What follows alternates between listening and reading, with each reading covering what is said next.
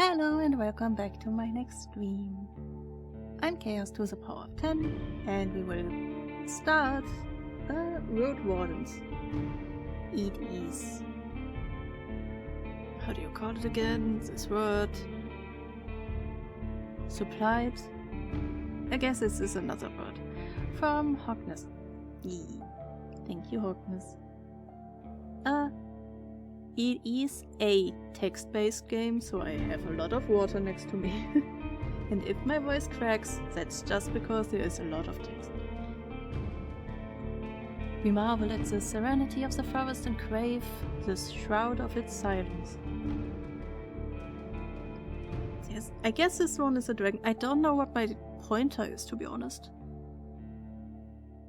There's a dragon, there's a bird, there's a city, there's a road, another bird, and behind me is a tower, I guess. It also could be Mario's, pipe.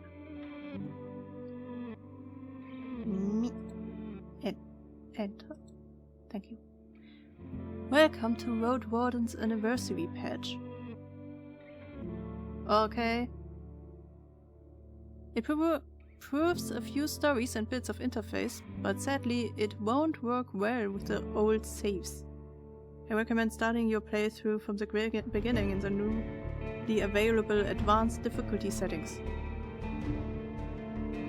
You can choose to skip the opening section of the game. Thank you so much for giving my game a chance for your bug report, editing tips and gameplay suggestions. Thank you for making Roadwarden what it is now. Euros. Good that we haven't done this yet. So we already start with a new game. Ooh, we can change the font.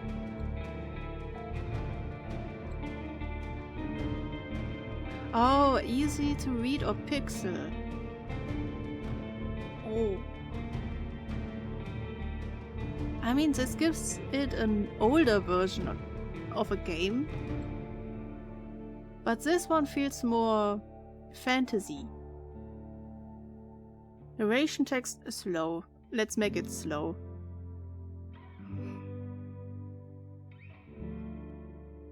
I can already see that the game is a little bit loud. At least in stream.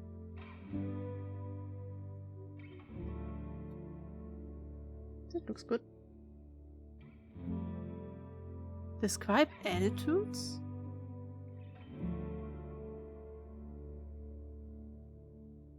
Essential for new players. Okay, if it is essential, then let's have it. Dev support? No.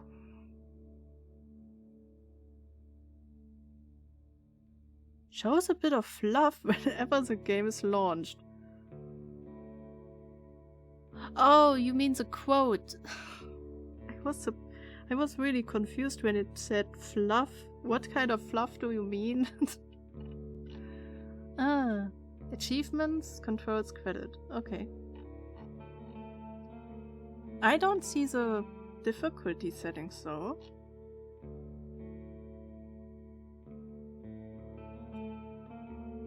Everyone knows to stay away from the wilderness. Most people would never risk a lonely journey. Roadwardens not only accept this struggle, they embrace it. They deliver messages, assist merchants, burn human corpses, and if possible get rid of the beasts and highwaymen. They live on the road, die young or retire early. It's a dangerous job, but a respected one, and it pays well. I leave the safety of the city wall, or I still have my doubts. Sure. Let's leave. Hi Hotness, hi. I will be back when I'm off work. Okay. Thank you for being second. Can I give you with the game pause? No, cool. Here's your nuggy.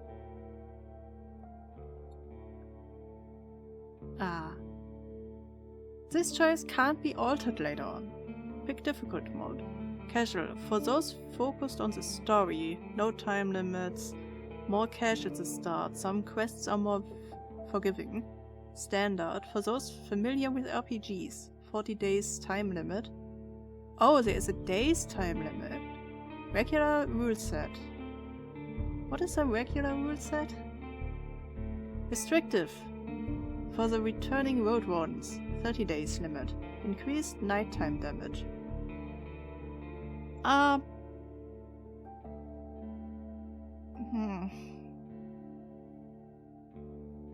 I'm somewhere in between casual and standard. I am not necessarily familiar with RPG. I do like RPG, but what kind of RPG are we talking about? If it is something like Dragon Age, yes, we have played them. So I would be familiar with these kinds of RPG. If you mean text-based RPG, I believe we haven't played any text-based games RPG-wise, so Switch to advanced options? Oh, I can... Okay.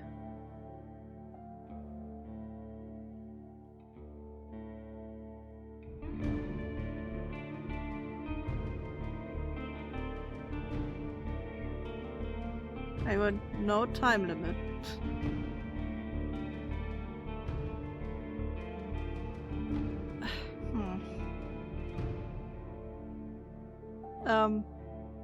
What do we do? Do you want for us to have, like, enough time to, like... I'm not sure what days mean. Do days go by, like, I end the day, for example? Or you have so and so many things you can do per day, and then the day is over? You know? Or is it a timer? Like, it doesn't matter what you do, like in the Harvest Moon, for example.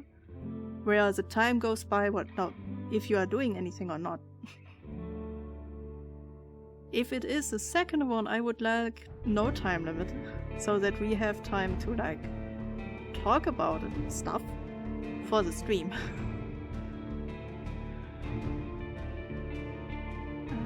I guess let's start with casual, since I'm not sure if I'm familiar with RPG rules. And we want to be casual, we want to be comfy in this, okay? The wall is still standing, there are no wolves around, no stench of blood, good signs. This should be the place you're looking for. You were supposed to meet with a group of soldiers, but you hear no voices, no sounds of labor. The gate is ajar, but the camp isn't safe. It may keep away the goblins and peddlers, but not beast folks nor trolls, and the night is near. Your palfrey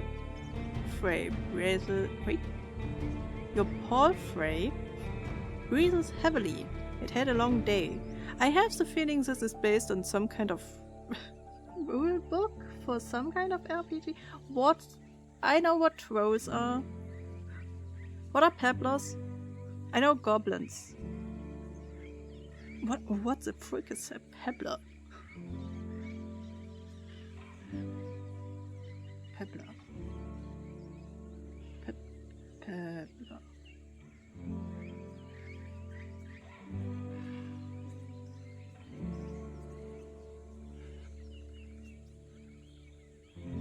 Pictures.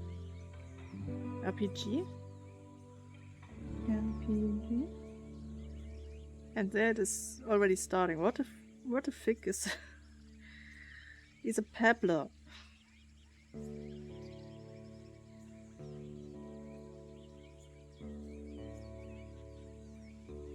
Okay, Google can also not tell me what a peddler is, but I guess it is therefore a being that is only existing in this game.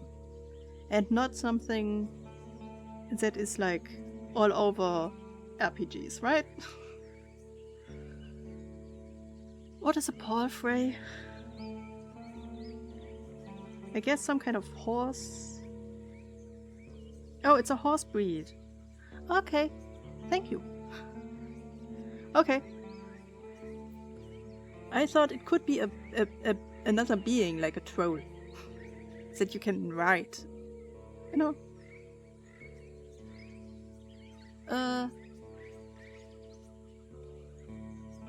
So the door is ajar and there are no sounds behind it.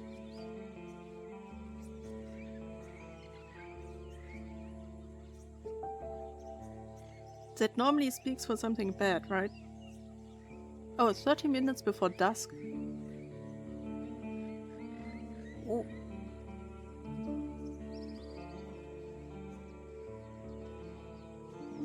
I dismount and sneak to the gate. Let's peek inside. I get off the horse and enter the camp briskly. I need to look around cautiously, and I could just look for another shelter.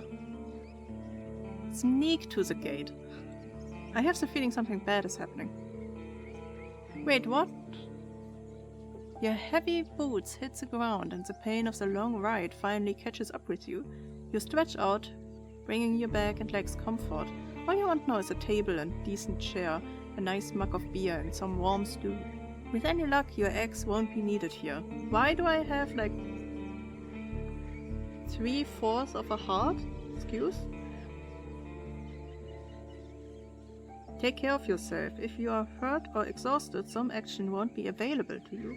The weaker you are, the higher the chance you will die in combat. Oh. I approach the gate slowly. It's a military camp. It doesn't look the part. Plenty of wasted space. The fire pit is cold. 2 people are sitting at the table, tired and disheartened. They are looking in different directions, paying no attention to one another. One of them is holding a cup. After a moment, you notice a quiet humming. You recognize the melody of a light-hearted drinking song from the city harbor.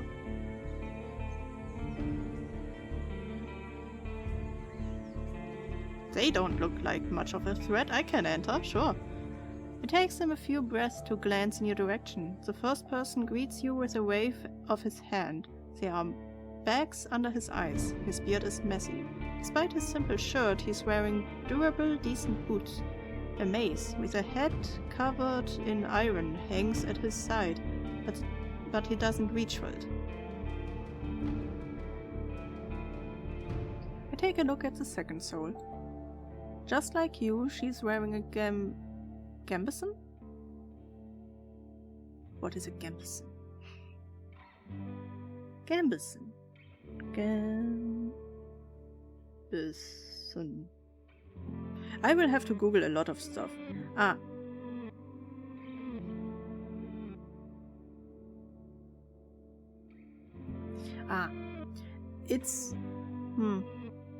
It's a shirt, basically, that is made out of blanket materials, but thicker.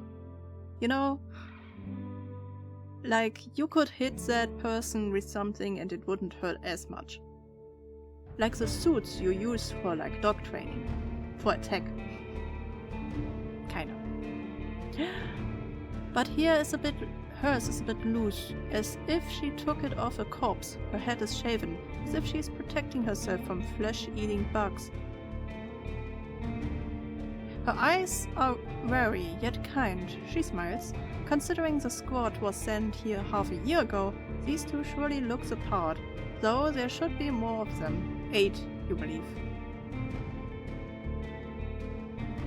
I let them speak first, I guess. It's nice to see an unharmed traveler. Am I unharmed? In the godforsaken shithole. Makes me just a tiny bit hopeful. The bearded man's voice is strong, yet timid. You will be strong but timid.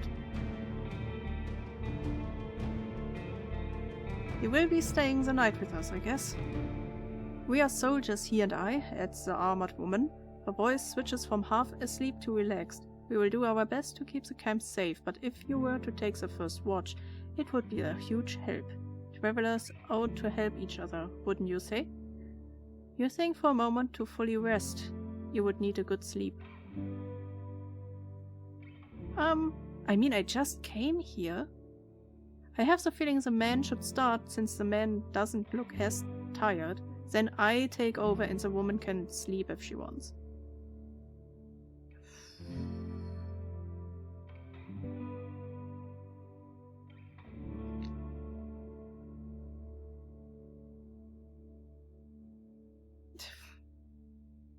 Sure.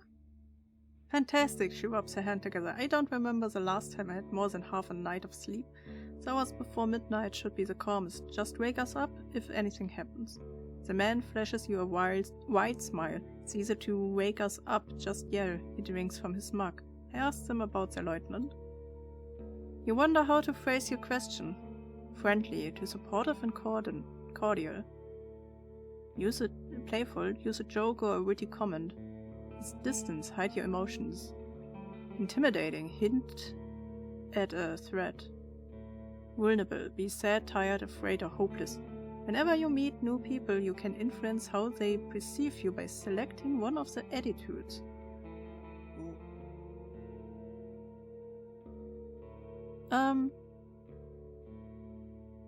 Friendly? I was hoping to meet with your lieutenant. Could we talk for a bit? Oh, it shows me how it phrases it with the attitudes, so I could change the attitude and see first what I'm saying. The woman lets out a loud sigh, dusts off her gamson, and steps toward you. She pays little attention to the sword at her side. We most definitely can, you and I, though holding this rank is still somewhat new to me. Are you a messenger? Oh, you are the lieutenant? Did you lose your mount? She observed you with curiosity. Or are you looking for help? I'm your new Roadwarden. My horse is waiting outside. Really? The soldier in the shirt leans forward. That explains how you got here in one piece, all by yourself. Better bring your beast here, adds the lieutenant. We have no hay, but I bet it dreams of dropping its saddle. A long pause. I'm Tulia, by the way. She reaches out her hand. So the lieutenant just recently died, because she is not yet used to that title. I shake her hand. It may be a trap. I gesture for her to stop, pretending to be embarrassed. I should wash myself first, but you can call me... Oh, chaos. Leto. Nope. Her grasp is confident. The shake is slight. Just keep your horse away from the tents.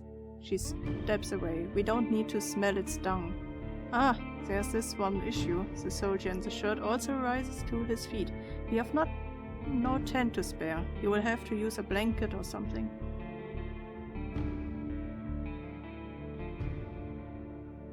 No problem. I enjoy observing the stars. I should get used to sleeping on the grounds anyway.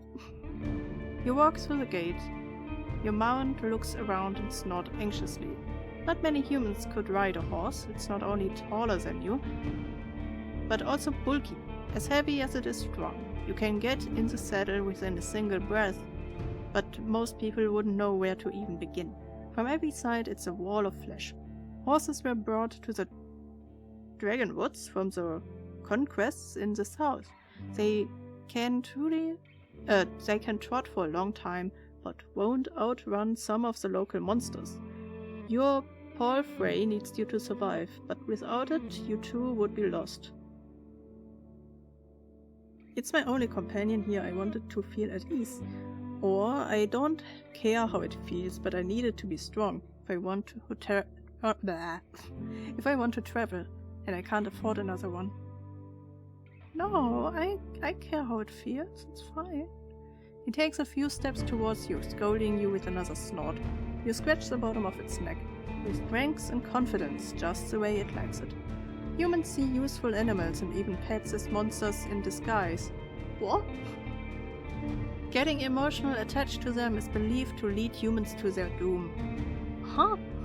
Why? But you know that horses need companionship. I speak to it gently and lead it to the camp. You end up next to the fire pit. Wouldn't it be interesting if I'm getting too attached to my horse and that's why I die in this game? You end up next to the fire pit. Removing the saddle makes the horse nicker with relief. What is nicker? You take a couple of minutes to examine its back, just in case. While the riding equipment is not that heavy for such a strong animal, With enough time, it starts to chafe. You wish it had something better to eat than this shabby grass. You should look for an inn. I need to unpack. You haven't bought that many things, and you lost one of the snacks while fleeing the Crimson Corpse Eaters. Worst of all, you have no rope left, but maybe the soldier could share one. Shouldn't cost more than a dragon bone. Aside from the travel set, you own a few valuable possessions, essentially for your trade. Oh, I can. Okay, fighter. I spent my saving on decent combat equipment. I have a fine gambeson, an axe made of steel, and a reliable crossbow with quarrels. Mage, I have talismans that help me use my powers, as well as an iron axe and a worn gambeson. Scholar, I carry riding instruments and alchemist ingredients, as well as an iron axe, a worn gambeson, and a small healing potion. I want to learn more about the 3 classes. Oh, I want to learn more. As a fighter, you will have an easier time in physical challenges, thanks to your superior equipment and hidden bonuses doing dice rolls. Oh, there will be dice rolls. You will be physically more capable than the other classes, what opens unique opportunities doing some social interactions. It's the best class for RPG beginners. The fighter's weakness is their reliance on physical strength. Your special abilities won't be available to you if your vitality points drop to 0. The mage uses Pneuma, a versatile but limited pool of energy points that can be spent to cast a few humble spells. Magic won't protect you better than a sharp axe, but as a mage you will be able to heal faster while resting, detect magic in a mysterious area, distract a beast with a simple trick, and find a common tongue with other magic users. Using the mage power to freely will result in... Using the mage's power to freely will result in having no pneuma left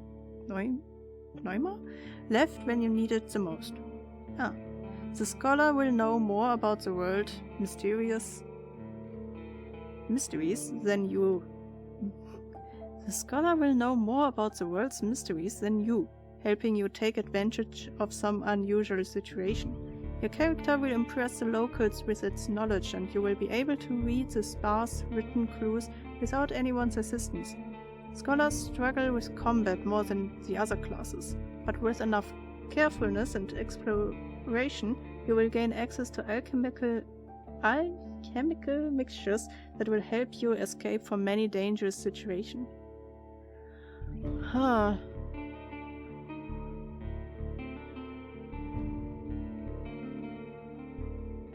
Okay, I'm back from working on dinner. What is this game? This game is an RPG text-based thing. We are deciding right now what class we are. Are we a fighter, a mage, or a scholar? I also used the easy... not easy, how do they call it again? So that you have time to appreciate the story instead of the fighting. No? So, fighters are... fighting, having higher physical challenges, higher physical strength.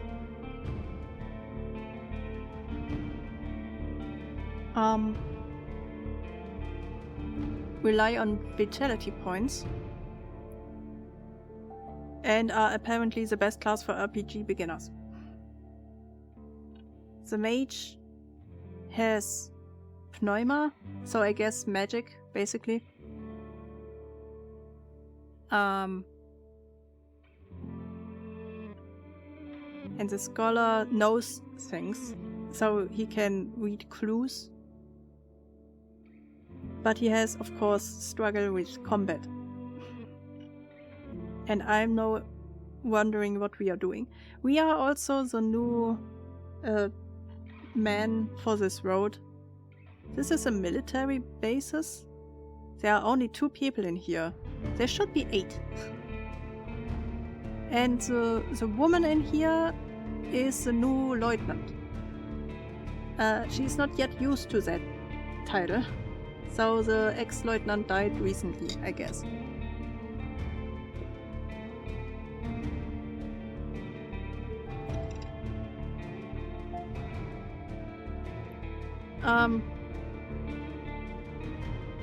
What are we? Are we a warrior, a fighter, a mage, or a scholar? To be honest,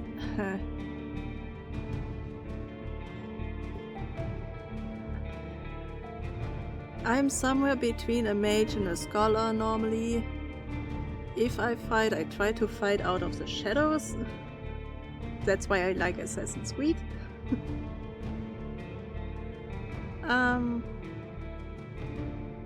But it could make the game harder.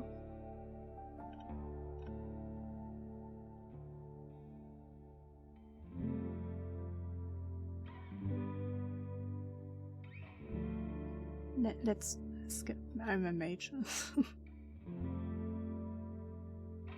You unpacked and inspect your belongings. Your water skin isn't pierced. Water skin? The spare clothes are still here, just in case you take a look at your wooden bowl and mug. Your cape, tinderbox, bandages, food rations, knife, nothing special or too cumbersome. From time to time, your routine helps you avoid mistakes, but this doesn't make it any more exciting.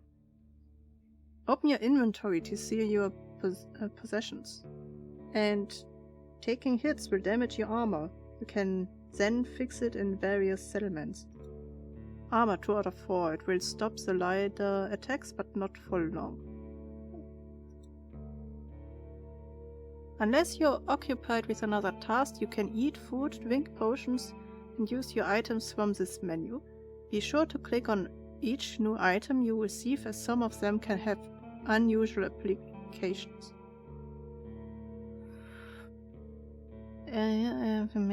Be sure to click on each new item you receive, as some of them can have unusual applications. Okay. Oh, so that the text appears and I can read. Padded gambeson. Padded jackets are an essential piece of any armor set. They protect the warrior's chest, abdomen, arms, and thighs. The lighter jackets, called eketins, are worn under heavier sets made of alloys or chitin, while the thicker ones, known as gambesons, are worn alone. They are relatively easy to make, and while not all travelers can afford them or wear them for hours without getting tired, they are commonly used by guides, mercenaries, and soldiers. Your armor is not in best shape and could use some additional work. Magical amulet, a satchel that includes the leather pendant with a single pearl covered with cryptic engravings. Use it for simple tricks involving light. The clean linen bandage soaked in old herbs bombs. Use it to heal fresh minor wounds. A couple of wooden spheres. They get warmer when put nearby an unusual amount of pneuma. The wand made of a willow branch, partially filled with quicksilver. It helps you channel your magical blast. Your lucky button.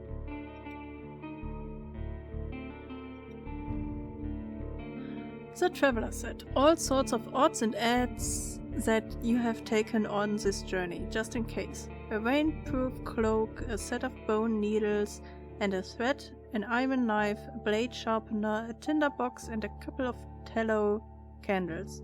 A bunch of rags are used to make torches, as well as a flask of oil, a pair of protective gloves made of thick leather. A simple battle axe. Axes made of metals or alloys are among the most common weapons used by travelers. Not as safe as spears, not as fancy as swords, but their power strikes can get through animal shells, scales, or thick furs, as well as most armors. They are not great when it comes to parrying, but a single strike may be enough to leave a devastating wound.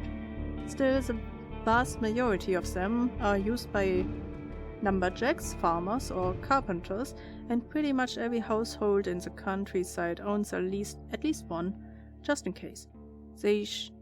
Their shapes, size, and used materials vary. Their shapes, size, and used materials vary. Heads are made of stone, especially flint, bones, chitin, and massive seashells, while handles are almost always made of wood, antlers, and leather straps. A pouch with coins. 10 coins. When it comes to trade, there's barely any connection between Roadwardens, marketplaces, and the inns of the countryside, while city officially keeps track of the value of different goods and oversee the legitimacy of used coins. The villagers prefer to barter or exchange their resources for work and other favors. A single coin is worth quite a lot amongst merchants. It allows you to stay and eat in a shoddy city tavern for about 5 days. For 10 coins you would buy a decent bow, for 20 a sword, and for 100 a squad of mercenaries will be willing to face a family of trolls.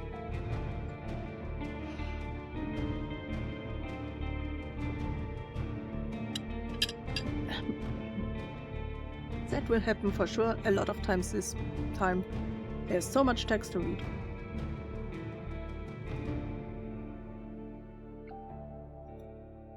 Food rations. The fresh snack spoil fast outside of the cellar, while long-lasting foods are either expensive, like honey or dried meat, or require cooking before consumption, like beans or grains. Most travelers spend their nights in taverns, huts, and villages where they can trade for cheap, warm meals or even eat leftovers for free. As a result, food rations are eaten only when necessary. Nourishment 2 out of 4. You experience no penalties nor bonuses. Okay.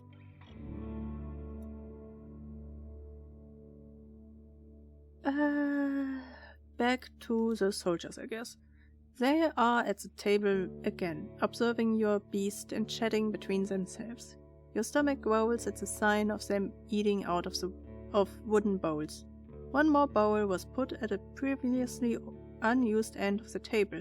You can sit down on a tree log. I join them and take a look at the meal. I thank them for the meal, but I don't want to eat with them. I sit down and ask Tulia what she can tell me about this area. I completely ignore the meal. I sit down and speak to Tulia. Why would I ignore the meal? It's cold gruel, the meal eaten in time of hardship. This specific bowl is filled with water, hog, millet, some strange-looking cereals, and blueberries. Welcoming you with a meal, even a humble one, is beyond their duty.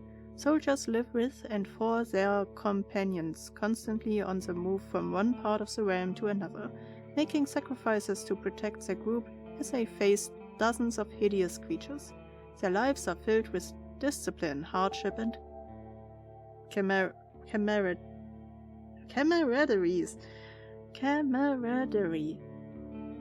Friendship. Roadwardens, on the other hand, learn how to work for themselves. They seldom engage in open combat, patrolling the same roads for years.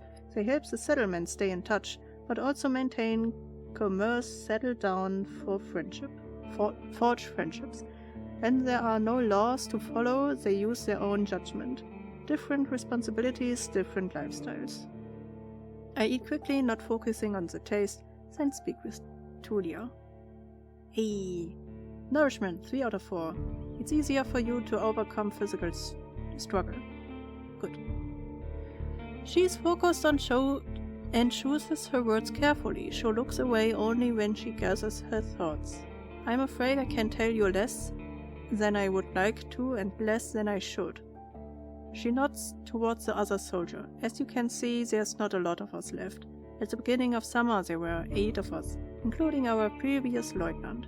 5 are dead, 1 has run away in tears. Yeah, okay. We are also stranger in this land, adds her companion. Any piece of information may help do my job. The man leans forward. His legs shake nervously. He sounds like a kid asking a bard to sing one more story, tell a joke or do a magic trick. Whatever it takes to escape from boredom, his untrimmed beard hides a much younger face than you originally thought. What did the official tell you? Who are the officials? I expect not that much. No soul governs these lands. No soul governs these lands. There. I share what I consider to be relevant. What I have discussed with the officials should stay between me and them. Well, I share what I think is relevant? It could save their lives.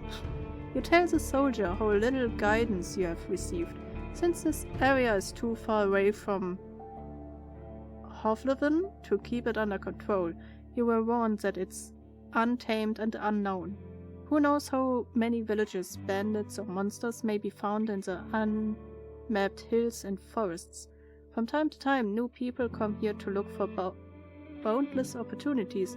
Most of them never return, so they turn into walking corpses or find what they are looking for. No soul could tell me, so I was looking for your guidance. Ooh.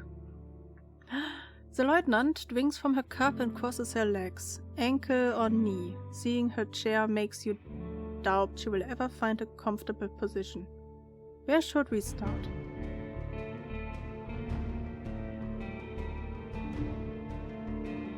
Before I continue my journey, I need to ask them about the peninsula, the Roadwarden, and the rope. Okay. What should I know about the peninsula? I tell you what I know, and you will be the judge, says the lieutenant. How long did it take you to get here from the city? On a decent palfrey, I would guess it would be 3-4 days. When you confirm, she continues, from here you can reach the coast in about a day, as long as you don't make any stops. Do you know the situation? Why no ships can get here? Huh? Why no ships can get here? You nod. The sea route allows Hovleven officials to keep in touch with the coast villages, collect taxes, move the soldiers, collect lumber, deliver tools, but maintaining order on a wild coast such as this one is like filling the ocean depths with coins.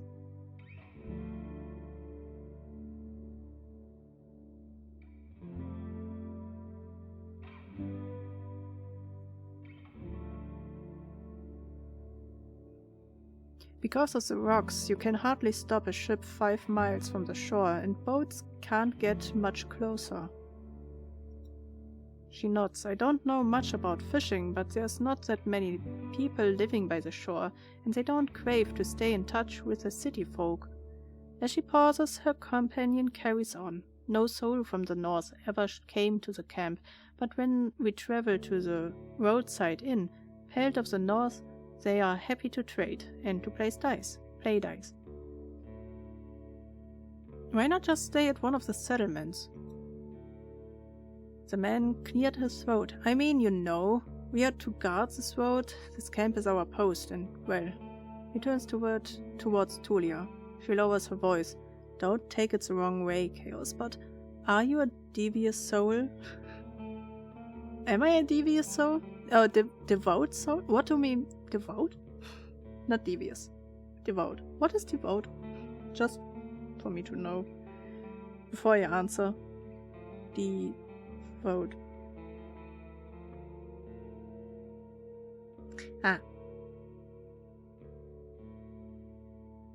From heilig, kirchlich, churchly. Oops. I'm so sorry I hit you. I'm so sorry. Say there. Hi Luna, hi. Let me give you a shout out. I believe Hognes is still at work.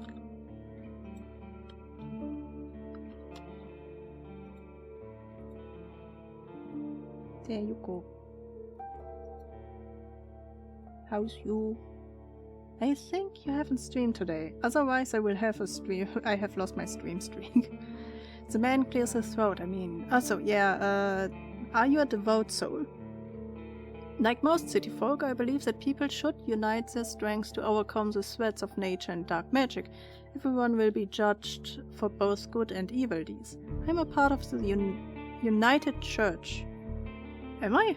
For many years I have supported a monastery that does its best to advance mankind's spiritual growth.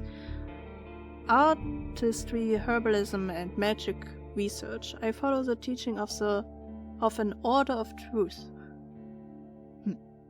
I'm from a small village. For me, the freedom of shell, pneuma, and soul are the main virtue of life. My community is unique and independent, and so are its members. I have a place in my fellowship. I have a strong connection to nature and spirits and follow the path of my ancestors. Some of my beliefs may be considered sinister and treacherous by the city folk. You would probably call me a pagan. There's no evidence of the right existence, and all the mystical tales are explained by magic. No, I'm not.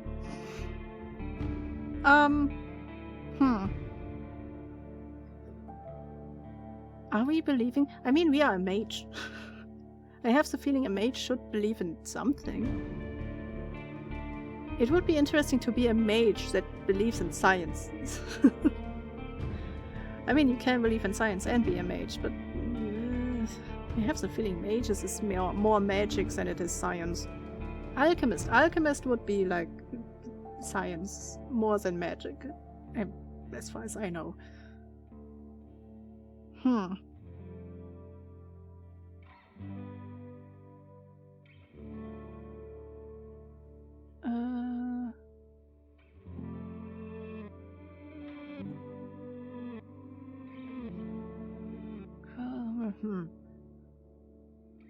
Am I a city folk? The threats of nature. I have the feeling this is the part that I dislike. Your strength to overcome the threats of nature and dark magic. Yeah, dark magic, fine. Nature? Yes, nature can have its threats, but that are natural threats, okay? Something that we have to deal with. It's natural. So I don't see the evil in it. So overcoming it feels like judging. One monastery that does its best to advance mankind's spiritual growth, so much magical research.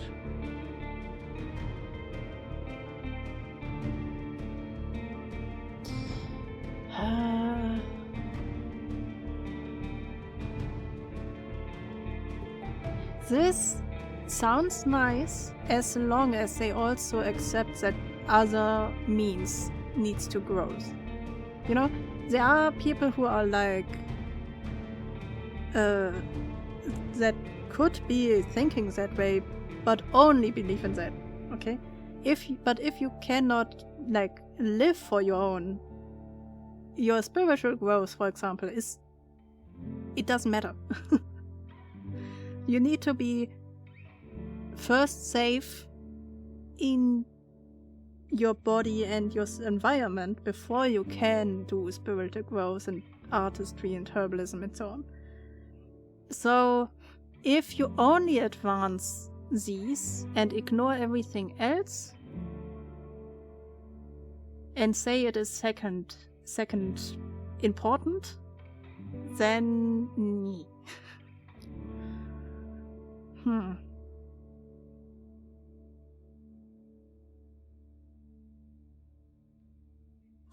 I guess I'm somewhere in between these two.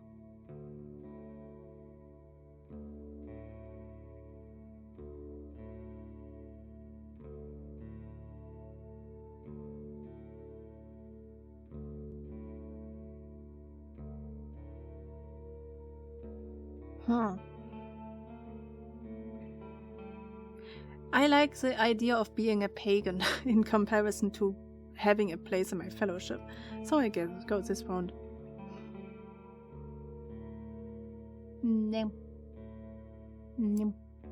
A pagan Roadwarden. The man scratches his head without the slightest subtlety.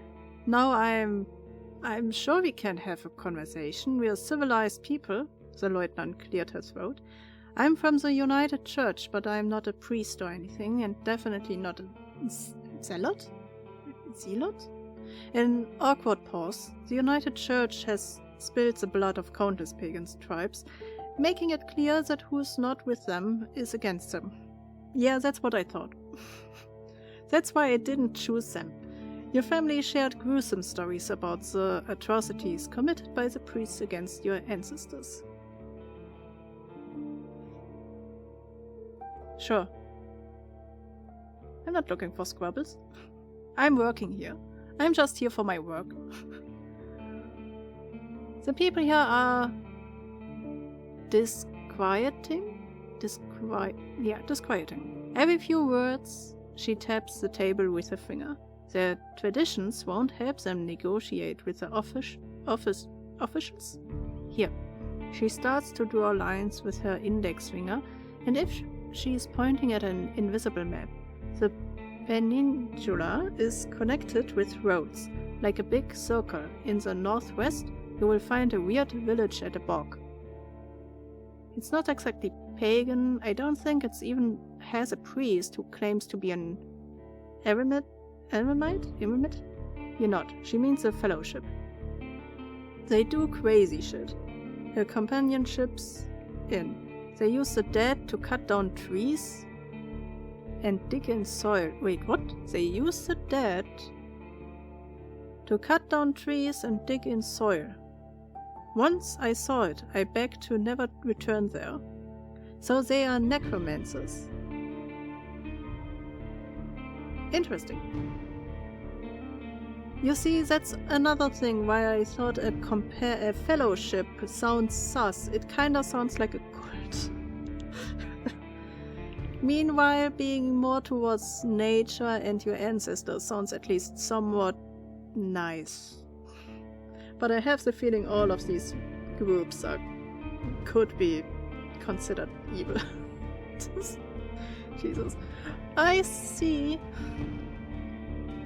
You have heard tales such as this one since you were a child. If an isolated settlement manages to survive without a city's influence, its customs and traditions grow more and more alien.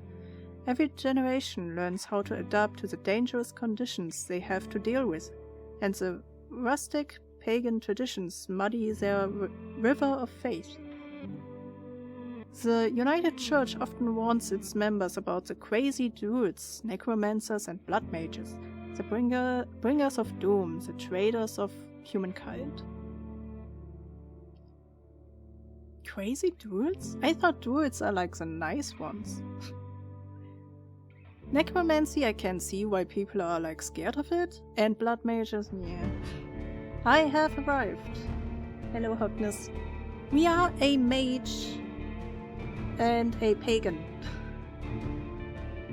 We have decided to try to be awake at night so that these two soldiers can sleep.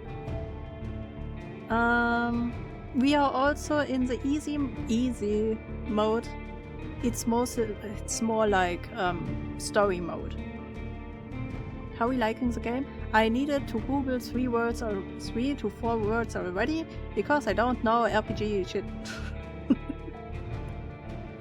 So far it is fun though. My voice cracked at least once.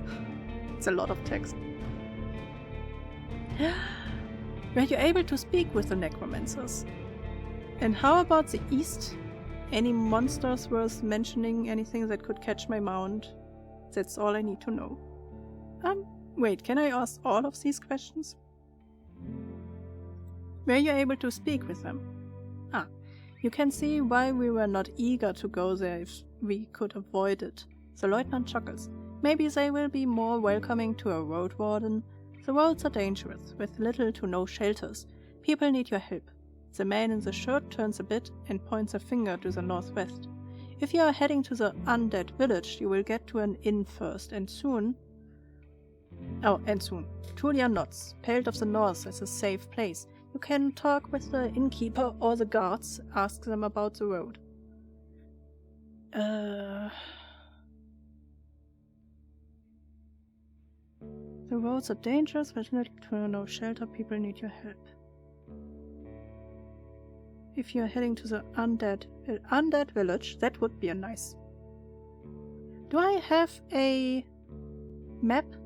I hope I have a map. Pelt of the North. Okay. And how about east? She stares off across the camp. Hard to tell, we went there only once. There are hills, forests, rivers. We saw a tunnel sculpted in leaves and branches, but we didn't enter it. Wilderness all around. Elves? Maybe elves. Any monsters worth mentioning? Anything that could catch my mount? We saw all sorts of beasts. The man starts to count on his fingers. Goblins, trends, cats large and small, runners, howlers, wolves, spiked boars, muffin eaters, griffins, but we managed to stay away. I hope there are pictures of all of these monsters if I ever meet them. Some could catch up with most mounts. Tulia glanced at her companion, though a palfrey should be fine. The trees are so tall that the flying creatures keep to the coast and mountains. There are not that many humans around, and the animals are busy fighting amongst themselves. They fight more for food than territory. The soldier cracks his knuckles. Don't provoke them and ride fast. Just count on luck. Don't provoke them and ride fast.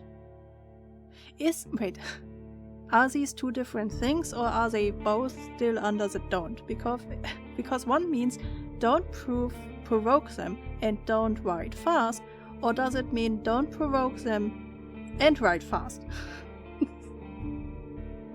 Chaos, I'm getting spoiled. Wait, spoiled in the sense of good spoiled, or spoiled in the sense of somebody tells you something that you shouldn't know yet? The soldier cracks his knuckles. Don't provoke them. Okay. That's all I need to know. I'm afraid we can't do more for you.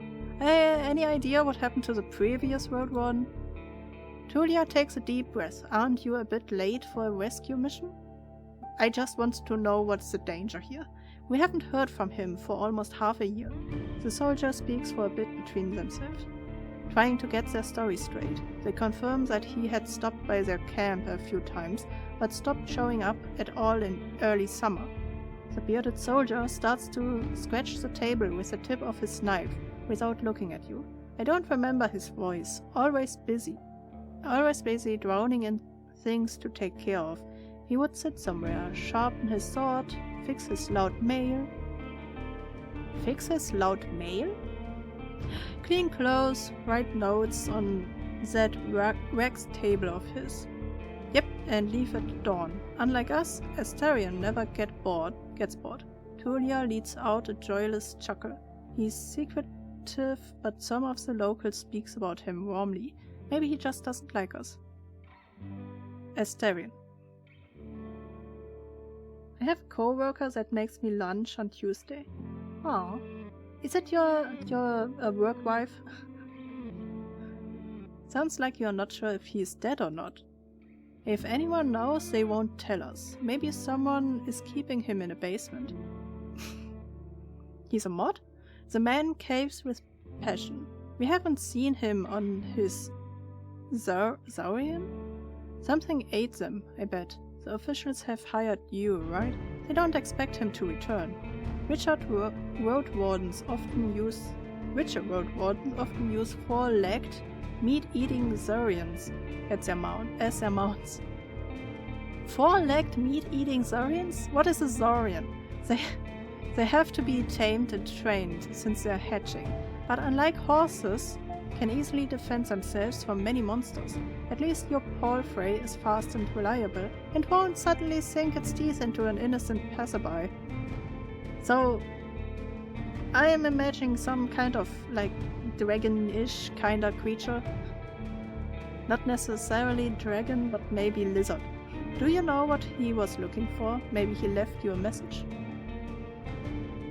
Neither one of us had any insight into his dealings, says Tulia. My predecessor left me no clues. He also took a look at Asterian's stuff. Wait, she raised her open palm. I almost forgot. She stands up and heads to a nearby tent. He has kids in a village near Havlavin. I was planning to take all his things there. A pouch, a second spear, a decent bow, some potions. Quite a treasure. She glanced at you. But I would much prefer to bring them the truth about their father. So you want me to find out what happened to him in exchange for his stuff? Here's the catch. She dusts off the hilt of her sword. We have hired a messenger to ask the commanders for further orders. Since she hasn't returned and you know nothing about her, she either ran away or something happened to her. She sighs with resignation. We are meant to stay here until fall. What do you think? Come see us, tell us what you have learned about the man, and we will get back to Havlavin together? You think about your real mission. You were planning to return to Havlavin in the early fall anyway. Let me think. Oh, ads in 5 minutes. We have hired a messenger to ask the commanders for further orders. Since she hasn't returned and you know nothing about her, she either ran away or something. Wait, the messenger or the commander? She sighs with resignation. We are meant to stay here until fall. What do you think? That's what you have learned about the man. Okay. If he's alive, I don't think he's going to be happy about me taking away all of his possessions. True, but he is considered dead. I doubt he would begrudge you anything. And who knows, you may just find his shell lying on the roadside tomorrow. He wears mail, uses a spear mostly, maybe 5 feet tall, but stout. Long red beard, short hair, pale face, rarely smiles. She glanced at her companion, but after he added nothing, she sits down and stretches out her legs.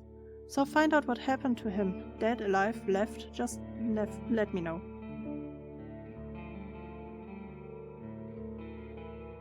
Maybe 5 feet tall, male, spear. 5 feet tall, stout.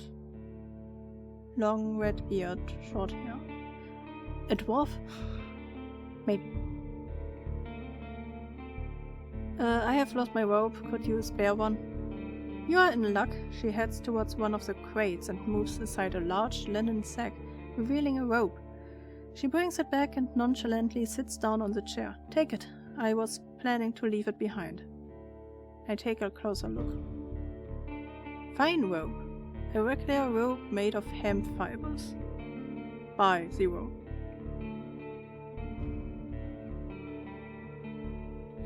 Thank you. Tulia nods. For now, you leave the rope on the table. What happened to your squad? The man shrugs. Bandits happened, and monsters. A strong band, though. His companionship chips in. When we got to the peninsula in spring, we saw some people living in this camp. The lieutenant decided to avoid it and look for an inn. We had to travel through the night for a bit. The bearded soldier scoffs and crosses his arms, but she carries on. If he had decided otherwise, we would all have died that day. The innkeeper explained that the camp is a trap, that the armed ones pretend to be soldiers. Stay there at night, lose everything you have. You mean like I am doing right now with you two? Sounds like slave hunters. Tulia sighs, very much so. They killed some and took others away, who knows where. They were letting the northerns go, hoping to avoid their wrath. It kind of worked at the soldier. We asked them for help, but they refused. We had to clear the entire camp on our own, and that's why 3 of our people died. Don't exaggerate. It's not like the lieutenant didn't make a mistake. He wanted to get rid of them and take over the camp, but we didn't know our enemy well enough. We were outnumbered and they had an ice mage amongst them. She looks at you. At least we cleared the road. Saved lives. You mentioned monsters as well? Nothing that would surprise you. Those of us who survived the skirmish were young. Too inexperienced to spend a summer in this place without a good leader, and they didn't trust me. One of them got caught by a treant? Another one ignored my order to perform some sort of ritual hunt. So a werebear tore her to pieces. The last one tried to act so tough, didn't tell us that he had cut his hand while cleaning his gambeson. She let out a ghastly chuckle. We had to cut it off, and he was so ashamed that he decided to walk north. Find a new life, disappeared. Idiot. What a colorful journey. The man tried to drink from his mug, but it's empty. You have made this place safer. Barely. Trulia seems tired, and who knows if it was worth the lives and efforts. It's in like 10 seconds around.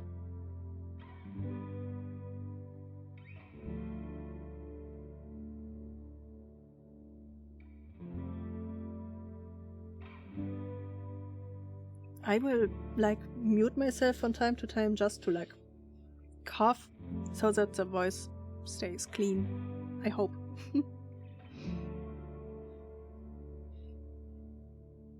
Wait. Oh, we have nighttime. Shouldn't you be asleep? I was about to say that the time is running. You cannot be. It's behind chat. I see the sun moving. It is nighttime right now. Shouldn't you be asleep?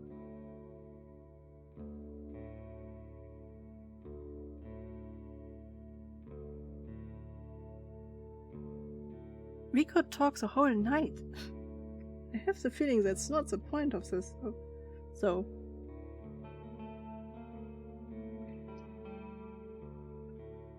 I was supposed to take over the night so they can sleep. Instead, we are talking the whole night. I mean, no problem for me, I guess.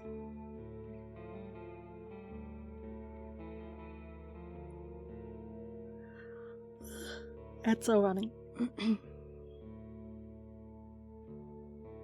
I'm back again. A friend called. How's the game? We are still talking to them. I just noticed that it is already nighttime and they should be asleep. So I'm thinking about, should I let them go? Or should I ask more questions? You know, I'm a little worried that they stay up the whole night and we have a bad fight, basically.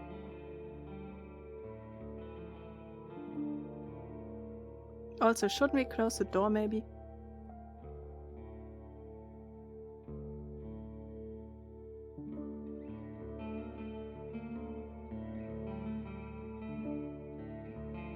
I think the only thing that I really need to know is, if you were me, where would you go next? And then I can let them leave. If they are even soldiers. If. I really hope so.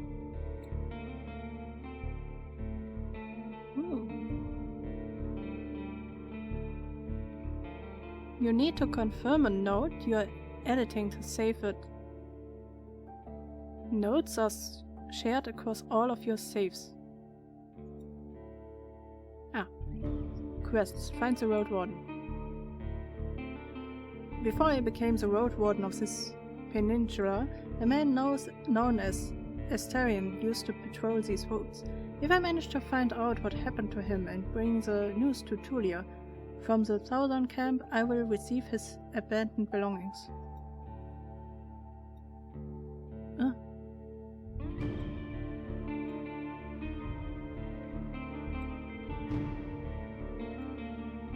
Oh.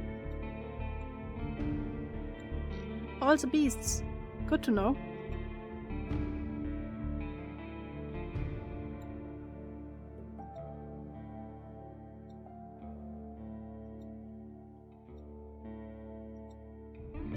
There's so much.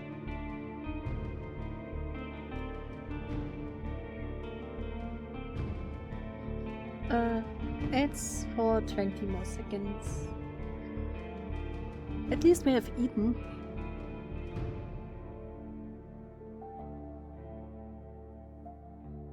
I mean, I don't care how she became a lieutenant. Welcome back from ads. If you were me, where would you go next? The soldier answered quickly. To the inn, of course. He grabs his empty mug. The one northwest from here. If you can't afford the room, the main hall is free of charge. Northwest. Okay. The local rarely gathers there. The northern road is much more traveled, mentioned Tulia, but the hunters will tell you about this and that, and you will have a chance to introduce yourself. The innkeeper can listen and knows many souls. Any tips on how can I make a good first impression of him? She smirks. Avoid cheap jokes. Stick to trade. Don't waste his time. Show him that you can be relied on. Anything I should know about this camp? So far the time didn't move forward. The story is brief. Some merchant built the camp to have an extra stop for mules and donkeys, just between the inn and the southern village. There's plenty of grass here and a pond nearby. When the peninsula grew more dangerous, the camp stood abandoned, from time to time serving as a shelter for travelers. The bandits came here in spring, further paralyzing the exchange of information between the northern and southern settlements. Since these highwaymen are no more, the situation may be worse. Time will tell. You can sleep here wherever you want, the man concludes their tale, though don't expect to wake up without pain in your back. What was your squad's mission? The time is not yet running. So maybe this is like planned, that we are asking the last few questions at night? The lieutenant looks into your eyes. You know the usual, making the road safe, keeping people alive. I explain that it may be important for me to know what they have tried to accomplish. I can't really tell you. Let's just say it would be nice to have a reliable outpost somewhere nearby, a place where you can always find a group of fighters willing to protect you in the name of the law. She tilts her head back. Now, if you have any other questions. How did you become a lieutenant? That's not much of a story, honestly. She looks at her hands, which is currently rolling a mug over the table. In the city, there's a strict order of what should I call it. She exchanged looks with her companion, but he can't help her. Well, leadership succession, I guess.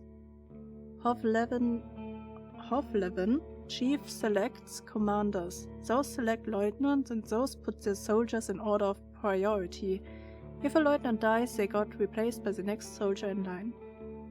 So you were his successor? Nah, not exactly. When we fought the bandits, our lieutenant was hit by a slingshot. His boyfriend jumped to help him, but failed to protect either of them from a spell. Interesting. So his boyfriend most likely was a successor. It was like a ball of ice that hung above them and exploded, piercing their heads, completely avoiding their shield. Really unpleasant. She paused.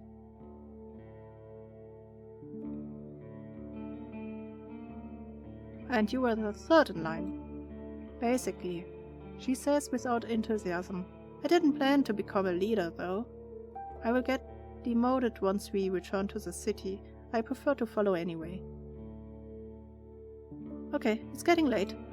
We should prepare for the night.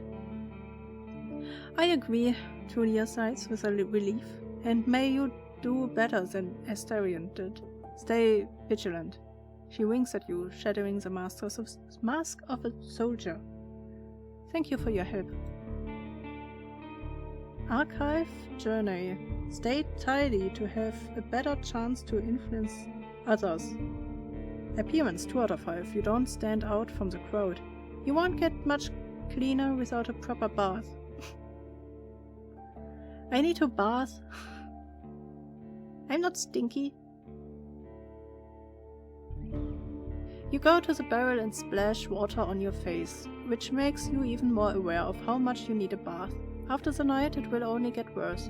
Your horse is already napping, still too anxious to lay down. I prepare for my watch. The soldier in the shirt is eager to guide you. Just observe the area. There's plenty of griffins around, so they won't try to jump over the palisade? Probably. Better watch out for the apes. They climb up and carry out any food they can find. And there's this one really loud werewolf that keeps smelling the wall, though it has never tried to get in. He points at a gate. The lieutenant and I will block the entrance. They are quite heavy, so if anyone comes here looking for shelter, better call us to help you out. And if this someone is being chased by wolves or anything, better throw them the rope instead. Okay. He scratches his head. If it gets cold, feel free to make a fire, and the best place is on the watchtower. You may want to put a blanket there or something. I don't see a watchtower. Okay, so a lot of new names. Griffins might be around, will most likely not jump. Apes? Shoot. And Viriak is loud, will most likely not try to enter. Ask for help if somebody comes in peace. If they are hunted by wolves, throw a rope. If cold makes fire, get a blanket. The watchtower? It gives you a long, puzzled look. Oh, here, he points at the pile of crates. Oh, this. Just climb up to the tallest one. You will have a great view of the northern side, the more dangerous side. And also, I know you're tired after all the riding. He points at the tent on the other side of the camp.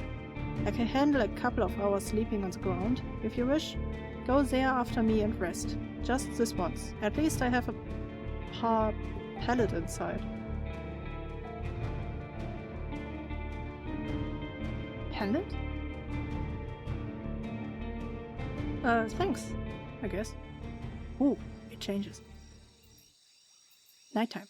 You put your blanket on the tallest crate and sit down. The night is warm, but the sporadic summer breeze brings gentle refreshment. From time to time your back aches, and you have to force yourself to keep your eyes open. The light of the moon helps you focus on the tall grasses. For most of the time you spot smaller critters and birds, but there are exceptions. At one point you see 3 horned deer trying to challenge one another. Before they clash their antlers, a 2-legged dragonling appears, leading its much smaller offspring. The furry beasts try to intimidate the predators with roars and aggressive head movement. After a few moments, both sides walk away slowly, not willing to risk a fight, nor to admit their defeat. I don't let it distract me, I keep looking around. You hear the death screams of distant prey and the mating calls of monkeys. Okay, runners are chasing a grey hare. A group of muskoxen lazily chew the grass, preparing themselves to sleep.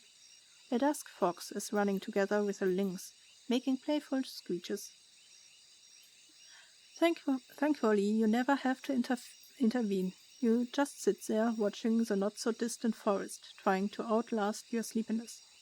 You can only guess how much time has passed. Once you feel you have had enough, you climb down and go to a tent, waking up the bearded man, with just a couple of words, to confirm that nothing important has happened. I gather my things and squeeze into the tent. I use my bags as a pillow, put my blanket on the pallet, and cover myself with my cloak. So this is basically story time with chaos. I guess it is, but it is story time with decisions with chaos. And apparently there will be dices at some point. I guess when there is a fight. Sleeping in a tent is not the stuff of dreams, but it's a much welcome rest. The pellet keeps the cold soil away. The moonlight saves the outside world from eerie gloom. You listen to your own breath and find a comfortable position. Your job starts tomorrow. I focus on the real goal of my journey. The Merchant Guild wants to take control of this realm. Your wardening duties are secondary. First and foremost, you need to explore the peninsula, learn about the territory, resources and threats. Get to know the locals, and if you can, convince them to consider negotiations with Hovleven, officials and traders. Could the tribes resist the soldiers or be a threat to the priest of the United Church? Are there any forbidden practices that need to be eradicated, such as blood magic, necromancy, robbery, or slavery? We already know that there's necromancy, a whole village. At least I have time. I need to be as thoroughly as I can. Choose your own adventure story time. Yee. Once you finish your reconnaissance, you should speak with Tulia and return to Hovleven. There you will report back to your employers and get your reward. In the meantime, you have your own goals to pursue. I need to gather some extra coins so I can save my sibling from debt collectors. That retire early and live in prosperity and safety. That would be nice. Even for these days. Thank you, Hogness.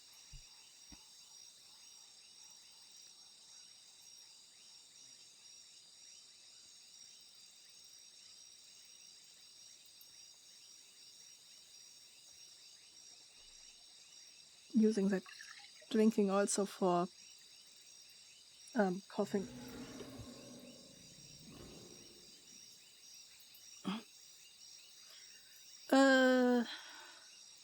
Oh yeah.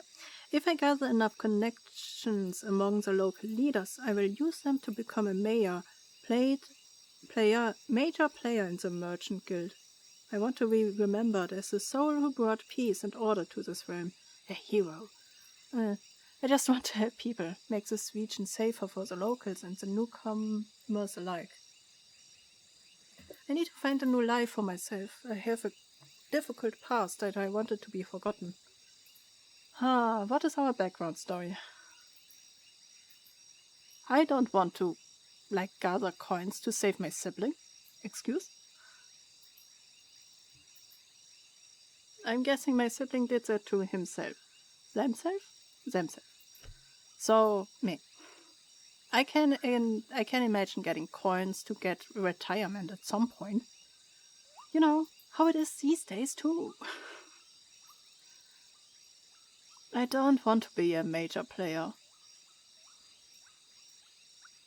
I also don't want to be a hero. That sounds like a lot of work.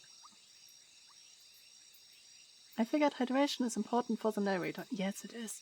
I'm trying to drink regularly. Every time I notice that my words are rough.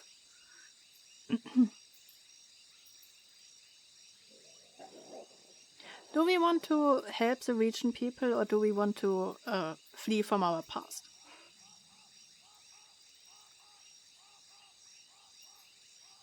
What do you think? I'm somewhere in between these two. Maybe coins for my retirement. But it seems so... flat, I guess? Understandable. Still flat, though. Safer. Okay. We make the area safer. For the good people. Do you know if this game has... Oh, that's my Pneuma. Pneuma, so we are mages. Magic.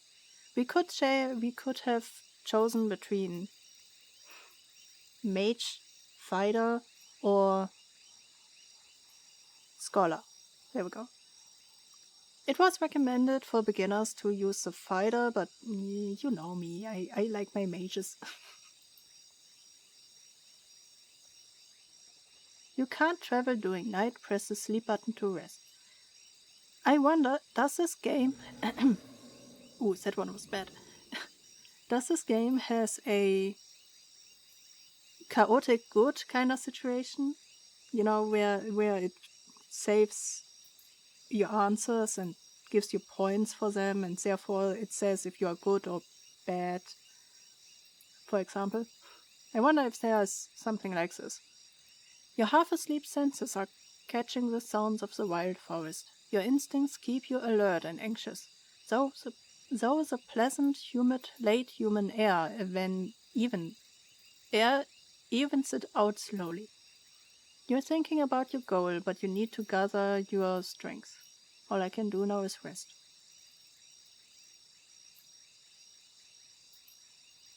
Oh, sleeping in a tent. You can spend the night in a borrowed tent.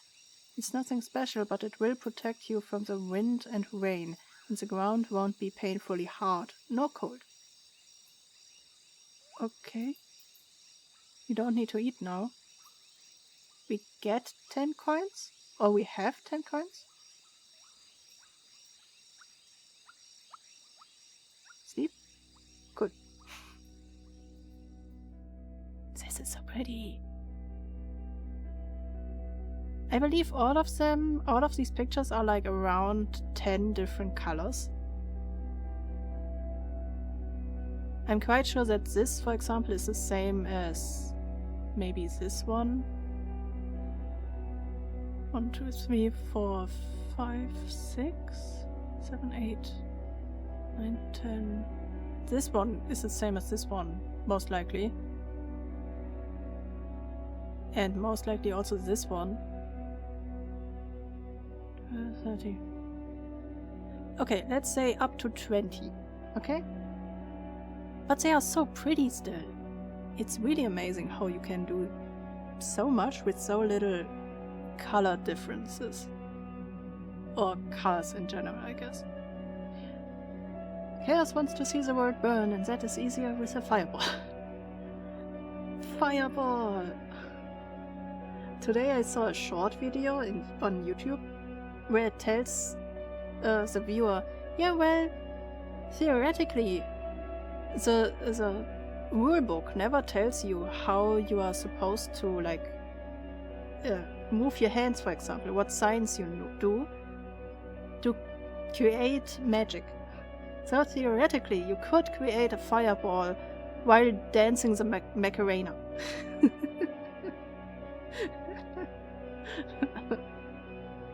You take a look at your amulets. For most people they would be nothing more than trash, but you wouldn't sell them for a pouch of dragon bones. You use them to shape pneuma to your will. With these little mementos, the few spells you are familiar with are far more reliable. Who knows, maybe there's already some power held in them. You look at the old, though clean bandage that remembers dozens of herbal balms and wounds. You can put them on your hurting muscles, bruises and scratches, then hum an old song about time, which either heals all wounds or kills us too soon to let us bother with our problems. After a few hours or so, the linen will warm up, confirming it did its job. This tent may not be much, but your spell would make you feel as good as new, though you would lose some of your energy. I don't need to restore my pneuma tonight. I perform the ritual, cost 2 pneuma. I would rather keep my soul stronger than my shell. Ah. Huh. So the drawback of the mage is that his pneuma is less than the energy of a warrior, I guess. So we only have 5 pneuma. So if we can use a lot of spells for a lot of reasons, but we have to be careful that we don't run out of energy. Otherwise we are without any protection. Well, we have an axe.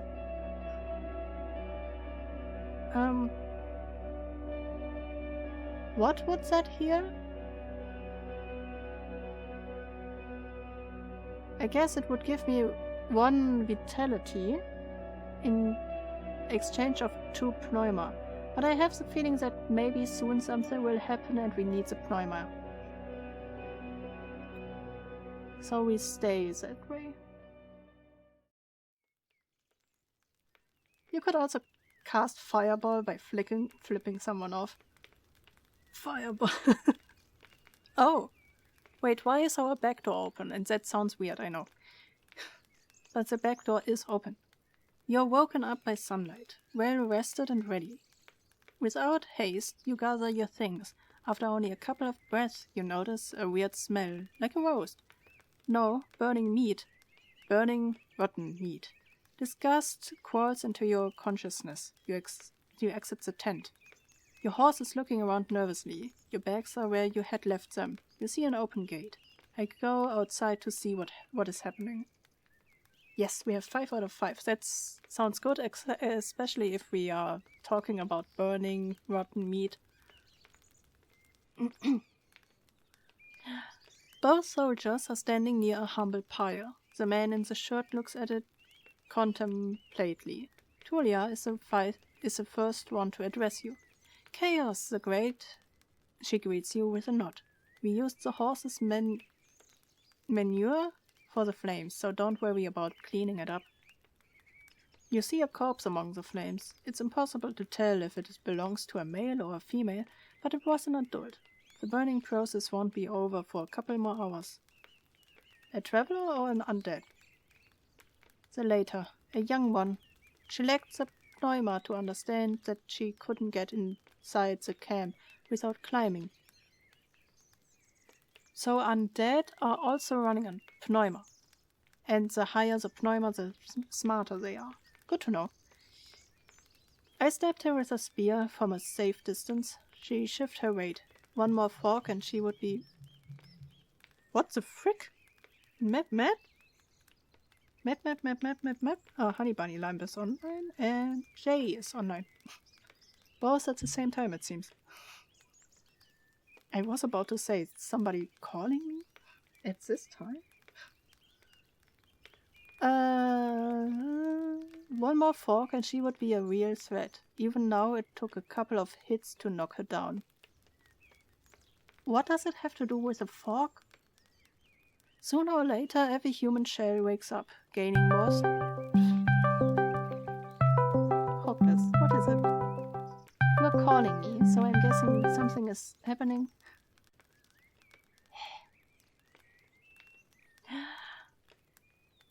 You said call? I thought that somebody is calling me because of the humming. Meep, meep, meep, meep.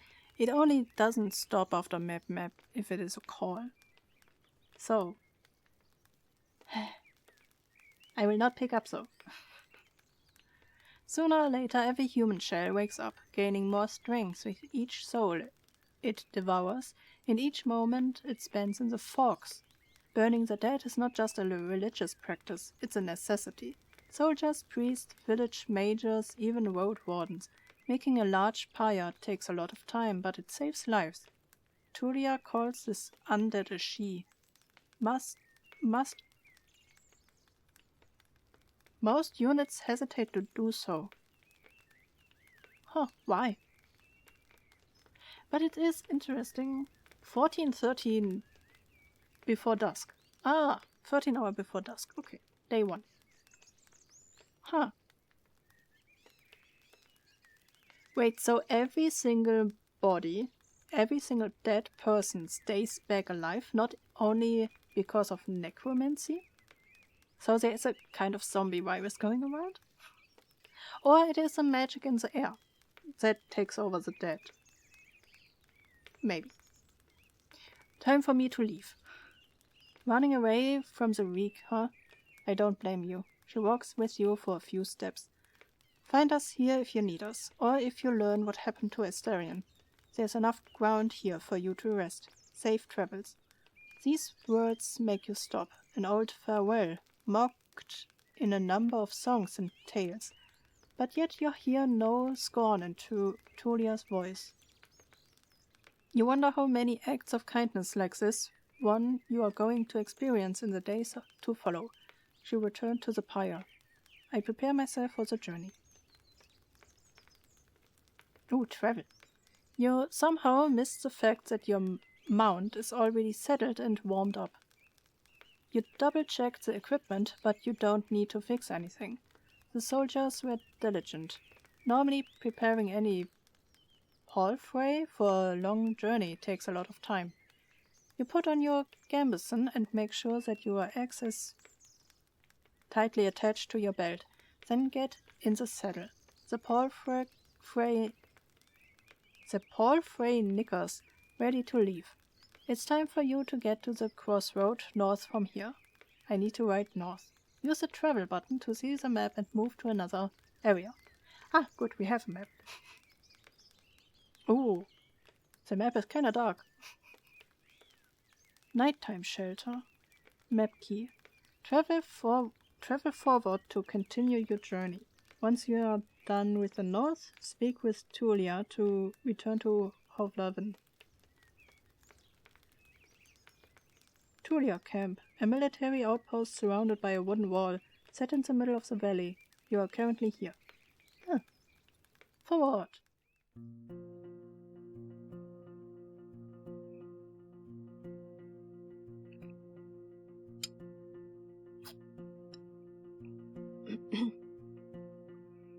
Even at a later hour, you wouldn't expect to meet any travelers in the valley.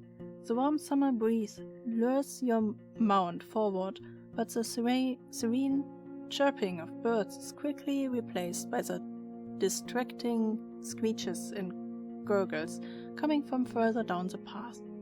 You soon find the pack of four-legged griffins. They are larger than foxes and merge the features of birds and furred beasts. Each one is of a different size, coat, and color, and their temperaments are just as varied. Their fronts are covered with vivid feathers, while their rears have darker fur. Their wings are massive, making them impressive jumpers, but they are too heavy to fly. About 2 dozen beasts are yelling, brawling, and chasing each other around, blocking your path. I consider my option. So, even though I wouldn't have...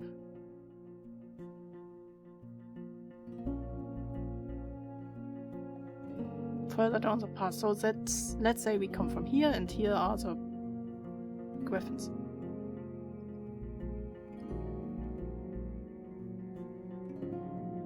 They are larger than foxes. I would have guessed griffins are like horse-sized.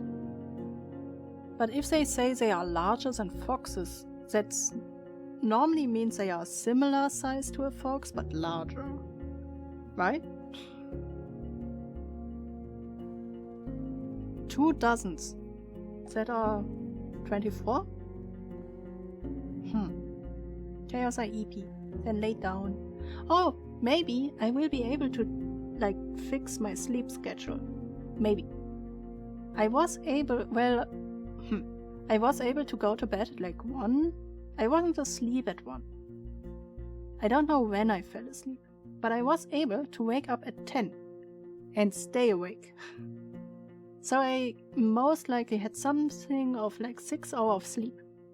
And I don't have to mod this evening. Therefore, I can fall asleep today again at around 1. That sounds like a big maybe. I mean, I don't know.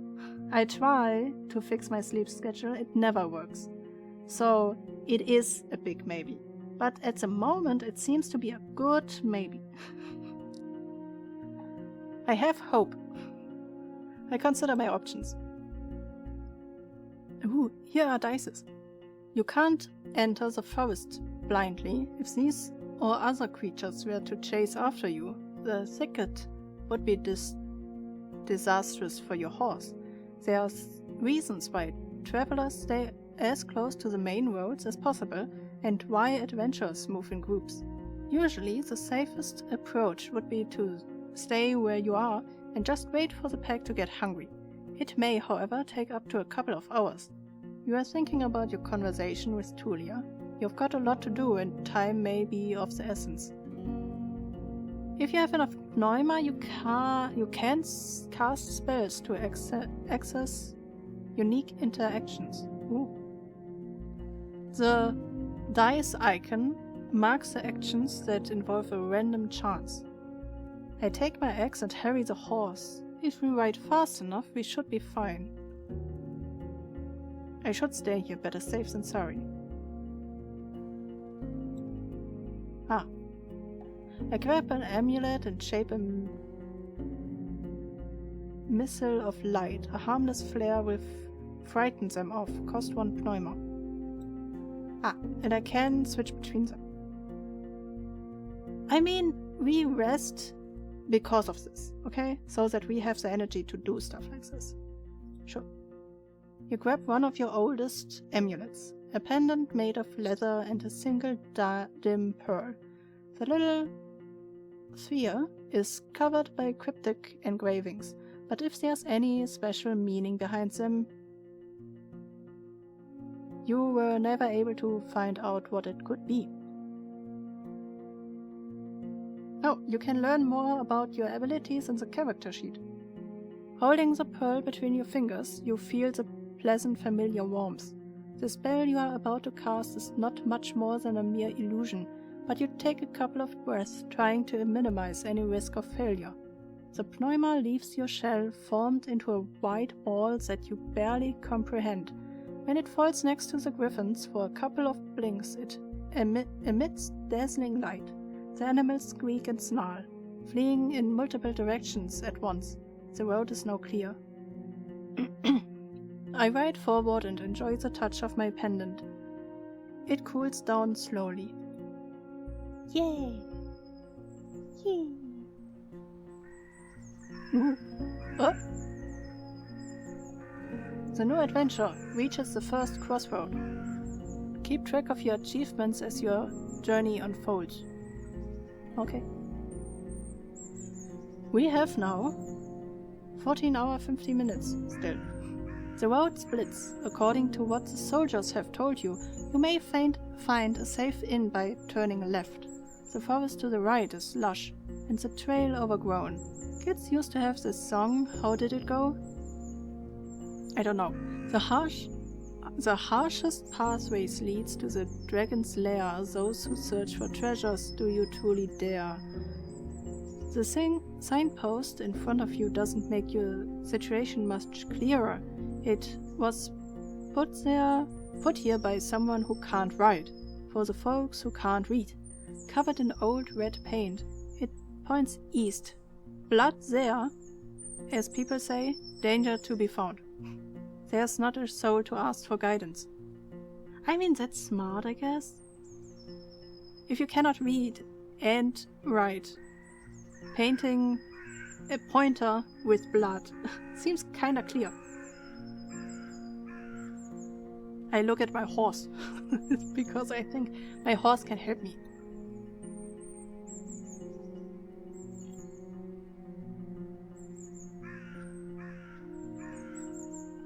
Oh, wait, I'm down to 1?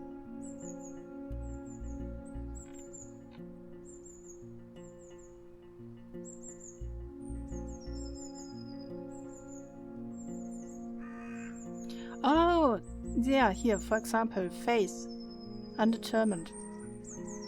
So lying gives you quick benefits, but may turn against you after some time. Some lies are difficult to pull off for an unexperienced liar. Suing, spare animals, spared? Combat, gambling.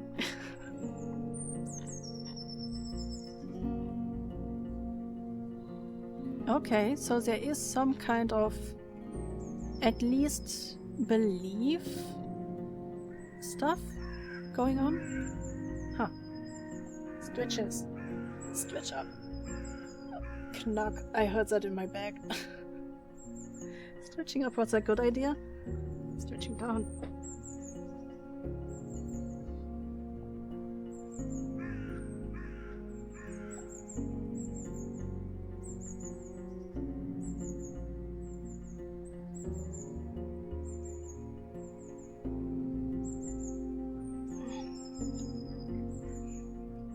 stretching.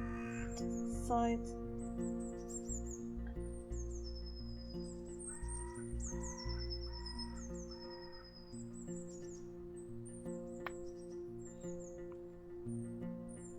And rotating my head. Ugh. Thank you, Carol, for the stretch. Look at my horse. My horse is amazing. I'm so I have the feeling the horse is looking back and tries to tell you to go left or something. Like, what are you looking at me? I'm just riding to where you tell me to go. So what you are looking? Wait, can we eat?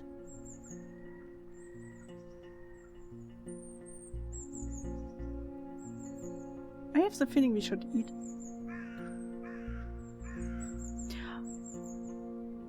What's the name of our horse?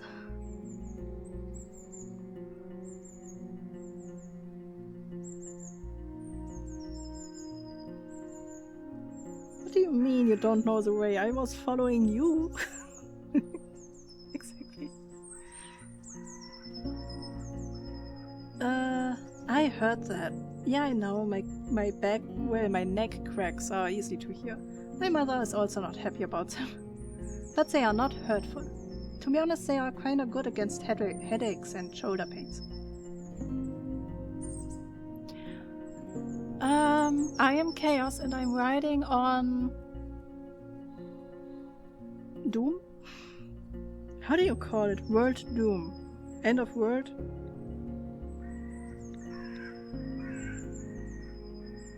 Synonym.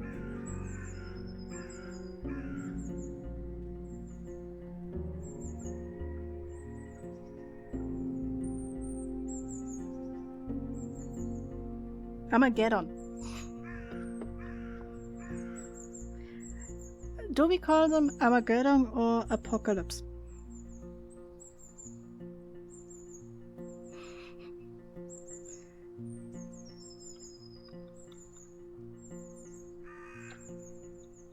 I guess Apocalypse is a name that somebody would give their horse.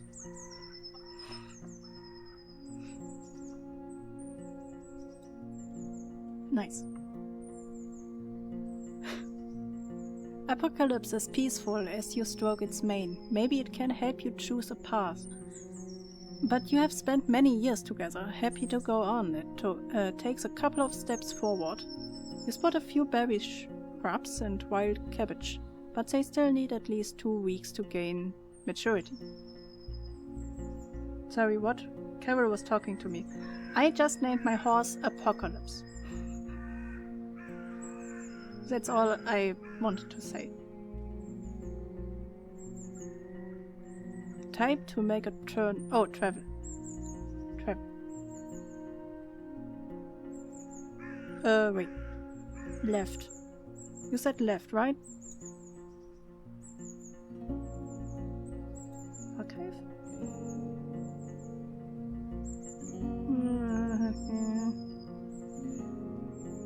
Left. Okay. Good that I can read it again, because... left.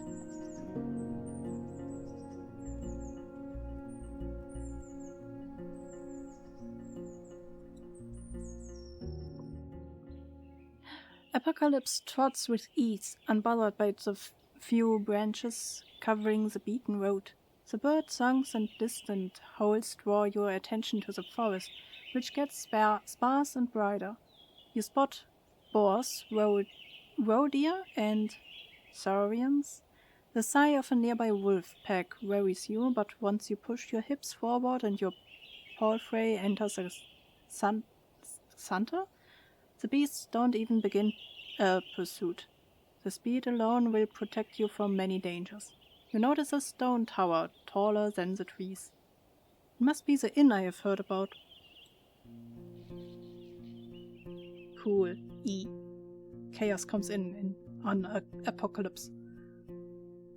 Inns like this one fits the regions traveled by merchants.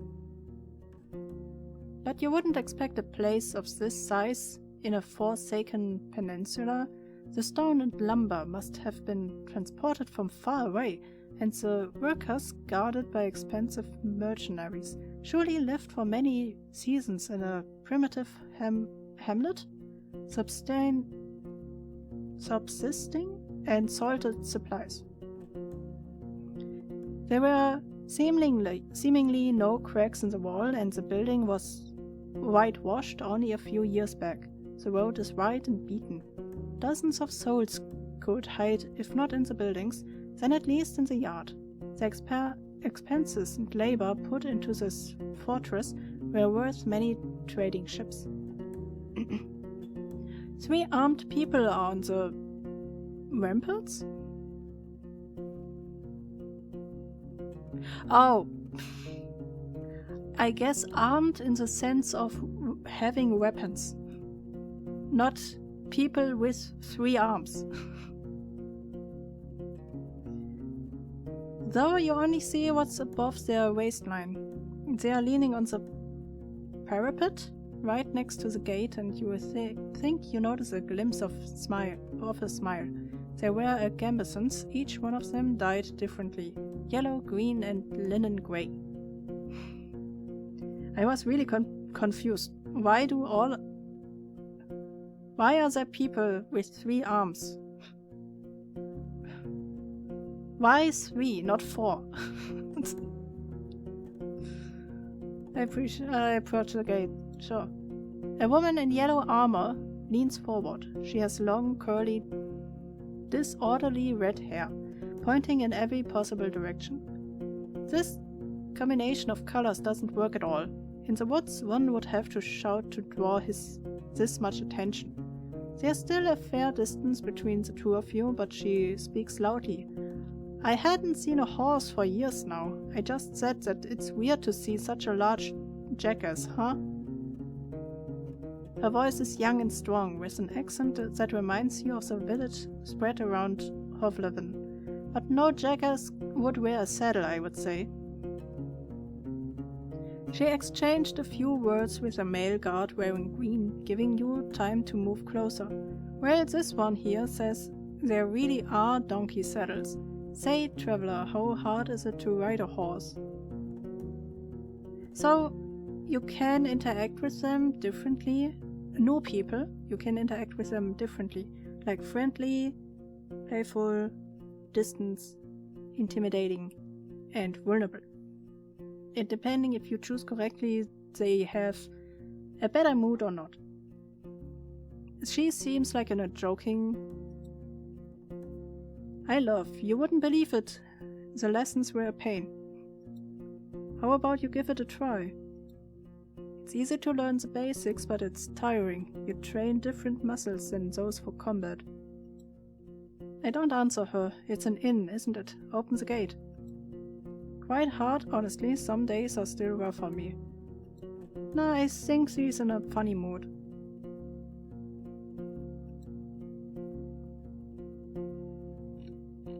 That's a lot of text. You get off your horse and imitate the silly walk from the day that followed your first long journey, when your whole shell was crying.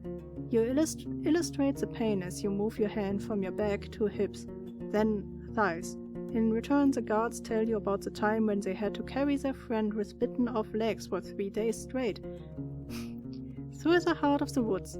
Meanwhile, the other guards open the gate. You may be in a good mood, the woman in the yellow jacket smiles at you, but don't get so noisy when you talk to our boss. The man never smiles. He has the words suffering sculpted on his face. She leads you under the roof, under which your palfrey can rest, tethered with a cord to a wooden post, near some old hay. Once you're ready, go inside, speak with our boss. Maybe you are hungry? Yeah, and dirty. The other guards take care of various chores. They peek at your mount every now and then as they are splitting firewood, cleaning their clothes, weeding the garden patches, and moving chairs. 2 of them are making a rope. You head towards the inn, hearing the piercing scream of a boar from the other side of the yard. I open the door. New shelter unlocked. The locked windows make the air stuffy, and the weak fire in the stove hardly lightens up the hall. A muscular man is sweeping the floor near the stairs, but after he glanced at you, he leans the broom against the wall and heads behind the counter. You are lucky to show up. His voice is deep and soft with a... If you're at an inn in the morning, you can spend the entire day on resting. Okay? With a city-like accent. He observed you with keen attention, yet avoids your eyes. I have a key of decent ale. Keg. Not key. Keg of decent ale. Wormwood. Bog. Myrtle. Juniper berries. Cat's food. He fills a mug carefully and puts it on the countertop. It's going to spoil soon, today maybe, and we don't drink here before the even. I hate to see the good stuff going to waste. His skin is dark, almost purple, rare even among the southern tribes, and his hair is naturally bluish. His clothes are quite fancy for manual labor. The elegant tunic wouldn't stand out in the city square. I stand at the counter. The planks let out a creak after every step you make, so you slow down a bit. You could swear that the innkeeper made little to no noise. Here you go, he pushes the mug forward.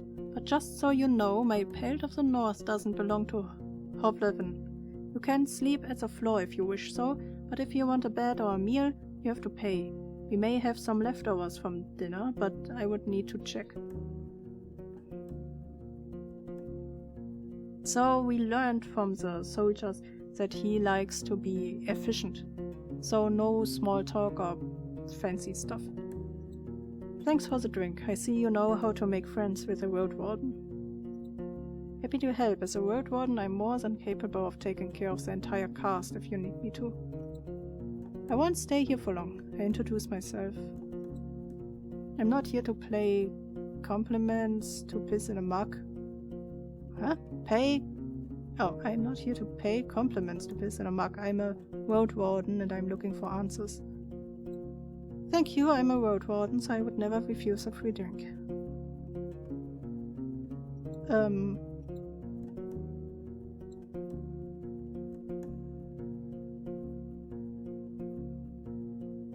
Is this one? I guess we stay friendly.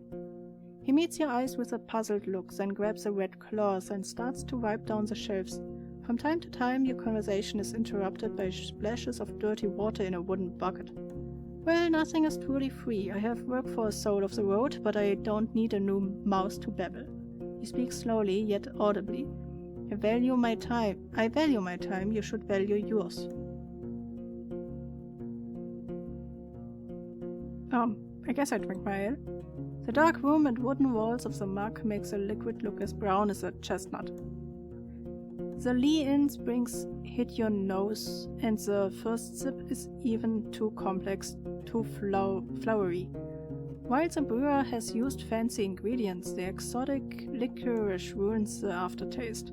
Now you know why there's so much left. Maybe it takes an acquired taste. The innkeeper nods. I was hoping to see someone willing to patrol the roads. Maybe you will help me with a worrying thought I have. Which is, there are brigands in the woods? Our place is a stronghold, so I am not afraid of an open strike. But they are gotten more active in the last 2 years. One day they may steal our furs. And I have no doubt they are the reason why merchants come here only once. Having bandits around gets expensive. He rubs his hands together, camouflaging his paws. I want you to reach Howler's Dell, northwest from here. It's the largest settlement around. I'm sure you will get there sooner or later. Ask Thais, the mayor, about Glaucia? The bloodthirsty wolf of a woman. I have heard rumors about the raid in the north. If Glaucia's read to break the truce with the locals, I'm willing to join forces with them to get rid of her band.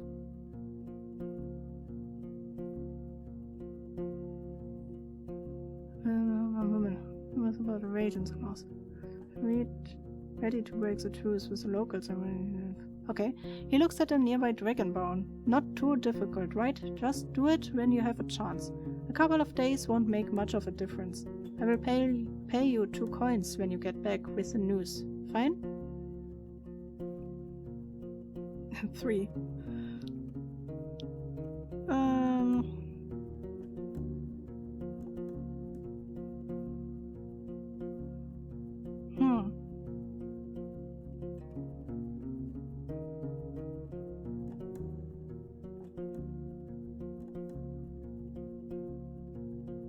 Wait. Archive. Or rather, return and inventory, and then looks... A single coin is worth quite a lot amongst merchants. It allows you to stay and eat in a shoddy city tavern for about 5 days. That's a lot.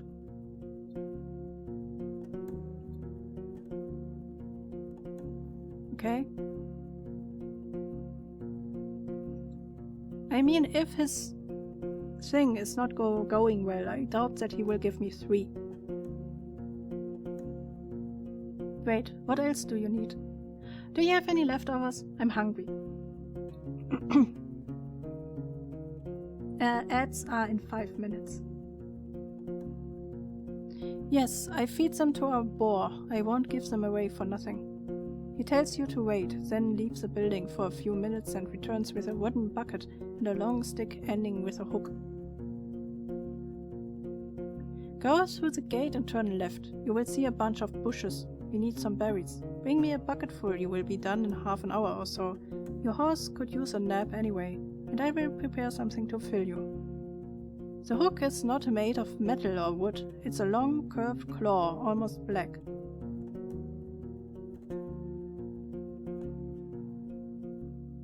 Sure. The tools are cold, not too heavy. You notice a pair of thick gloves at the bottom of the bucket. The berries are not a problem, the innkeeper smirks, unlike the snakes. I hate you. Better scare them away with a stick, or move them with a hook, and protect your hands. The little ones won't eat you, but don't get bitten. I'm sure you know how to be patient. You have other questions?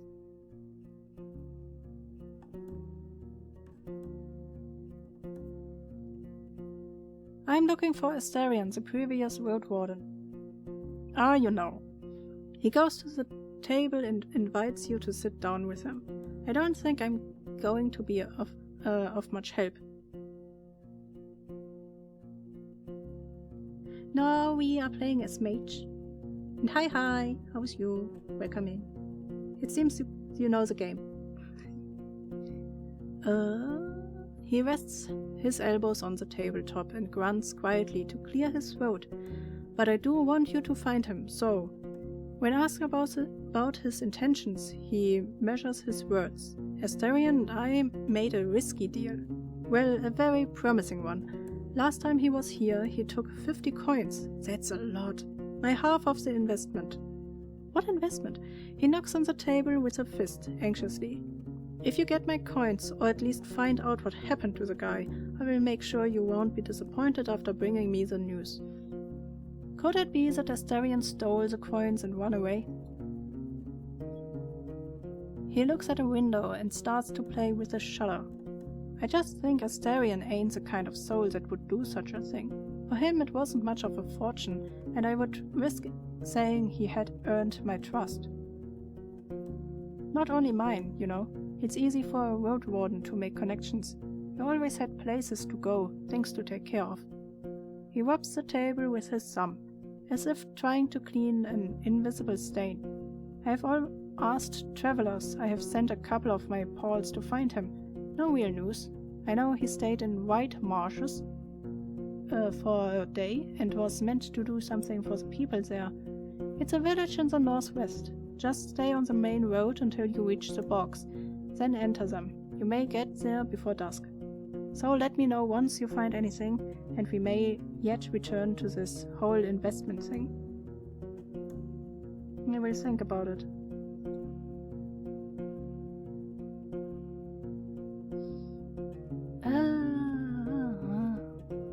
so much to talk about. What can you tell me about the peninsula?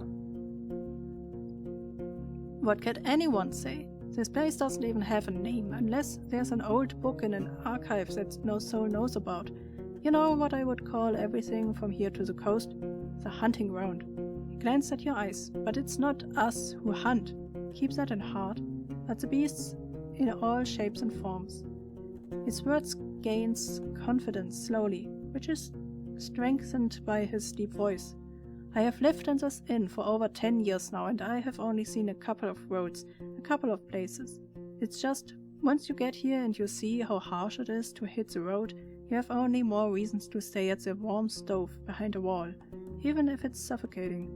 He looks towards the windows. I'm sure you have heard a lot already, that the people don't build hamlets anymore. There are no more ibexes from the south, and the traders stay for only a few days. All of our iron is used for cauldrons, not swords or tools. Okay. West? Well, there are hills nearby, then you will find a village, maybe an hour away from here. It was destroyed by beasts almost a decade ago. Nothing to see there. The goblins live there now, so most people just travel around it, and they say it's haunted, but who knows, who cares? He crosses his arms and starts to sway back and forth, gathering his thoughts. You will get to a large tree on the edge of the swamp. For the locals, it's sacred. You're not used to hearing something mention pagans, as if there's nothing unusual about them. There's a small path south, which leads to an old mine in the mountains. Nothing to find there, but keep riding north and you will find Howlersdale, set at the clean brook. Farmers live there, and muffins and druids. They will let you stay for a night, but they are not cheap. If anyone thinks my prices are bad, it means they ain't been to the Apple Ale Inn yet. He lets out a gentle smile.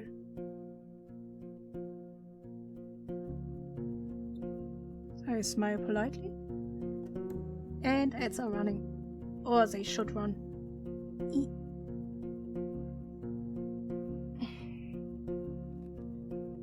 Hydration, sitting up. Get your blankets.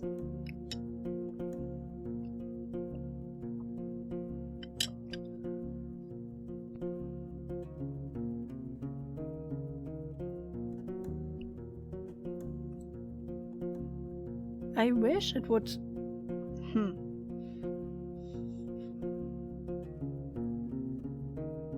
I wish it would tell me like, oh, if you go west, you will find, I don't know, mountains. You know? It doesn't have to tell me where it is specifically, but at least like the information that I have would be nice. The game seems interesting. It seems interesting. It also seems like a... You know your dragon Dungeons and Dragons? But for a single person. Like me.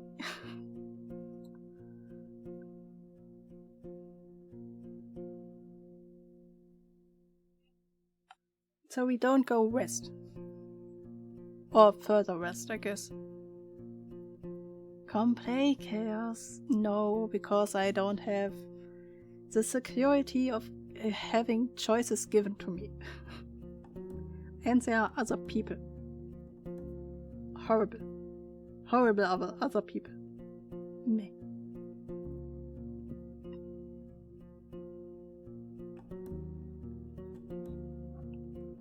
So, he said...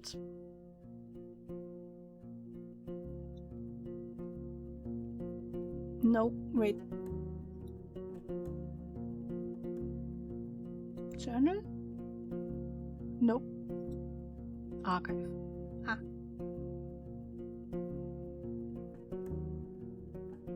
I am one of those people. I know. I still don't like to play in groups. It is a I would say once in a timeline kind of thing.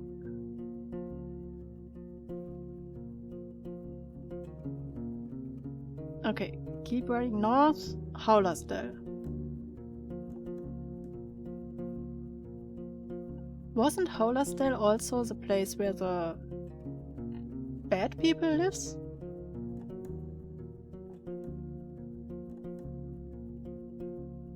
White Marshal. As traveler, I've sent a couple of news. I know that the White Marshal.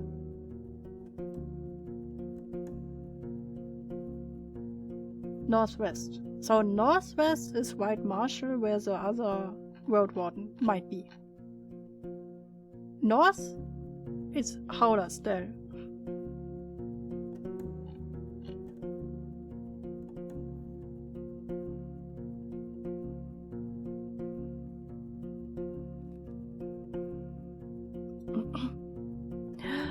And welcome back from the ads, if you had any. I know only a bit about the next settlement. Old Pagus? The soil there ain't too fertile, so they work in their quarry and help other settlements build things in exchange for crops. The forests and hills ain't too harsh, but the Seekers have a small monastery nearby, in the mountains. I don't care much about them, they keep to themselves and they don't pay well. The third village is unknown to me. White marshes, set at the bogs. I have heard it smells like a griffin's lair. I have heard a lot of nasty rumors about the place, but I won't share them. I don't want to be a lie spreader. So, 3 villages really. Howlers, the one near the monastery, whatever it's called, and marshes. Don't let the beds and palisades fool you though. Weird people live there. Don't tell them more than you need to. You wonder if it is something he would tell other travelers as well. So, the person that we search for is in the White Marshes. Northwest. Are the eastern roads as rough as I have heard? Pretty much. Don't leave the main road, I would say. Not so far from here you will find an old dolmen. A few of my... That's a lot of text. People had to spend a night there and monkeys stole food and gourds from their bags. It was their fault. One of them had fallen asleep in the middle of his watch. But you know, the eastern forests are wild. The roads are rough. Almost no soul lives there. One day all these roads will be swallowed by the trees again. The furthest my team has ever gone was the home of the Enchantress. Just stay on track until you reach a crossroads right near an abandoned watchtower. From there, turn east. You will recognize the place. It's a nice home in a lonely meadow surrounded by a wall. He looks towards a closed window, then at you again. Kind of like our walls, but simpler, without coding. She lives as a hermit. Eudosia? I don't even know how she survives there, but if you don't have decent coin, you won't find much there. So, back to the crossroads. If you turn left instead, you will see a road. People stay away from it. It connects the tower and the monastery, a shortcut between the two sides of the peninsula. I was warned by the locals not to use it. It already belonged to the beasts. Have you ever been to the northern coast? I only know about another inn. It's far from here, maybe a day on foot. A bit less from the eastern side. His eyes once again focused on the floor. I have never been there, but I have heard it's a safe place, close to villages of fishers and hunters, though I don't know much about them. That's all I need. I didn't expect to find an inn of this size in a place such as this. Ah, so you know a thing or two after all. His mocking tone is soon replaced by a gentle smile. It was built long before we arrived. Interesting. It didn't work out well for the previous owner. Once the war ended, they left. Not enough travelers, bad trade. The villagers stick to themselves. We, however, came prepared, and now we are prospering. When you ask him how they can afford all the supplies, he runs his fingers through his dark hair. I'm not against running an inn, but we don't rely on guests. We are the one doing all the trading. My hunters are a clever bunch and stay safe in the forest. In exchange for fur, claws and bones, we get what we need, and more, both from the south and the north.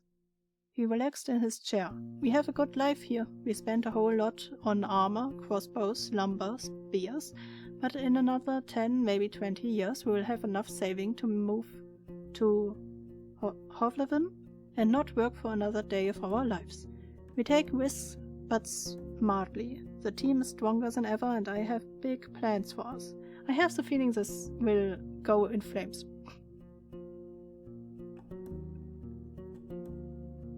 Is there a good story behind the inn's name? I mean, there is a story, but not a good one. He cleared his throat. For years I wanted to have an inn called Pelt, but in my city it would be in bad taste. Taverns and inns named with a single word were cheap, had a nasty reputation. There was a claw and mugger, basilisk and blissful, I think. The good places used at least 2 words. Empty barrel, a rose and a helmet. Empress smile. Big head was the exception. It was a real dive, he chuckled. In my soul, it's still just a pelt.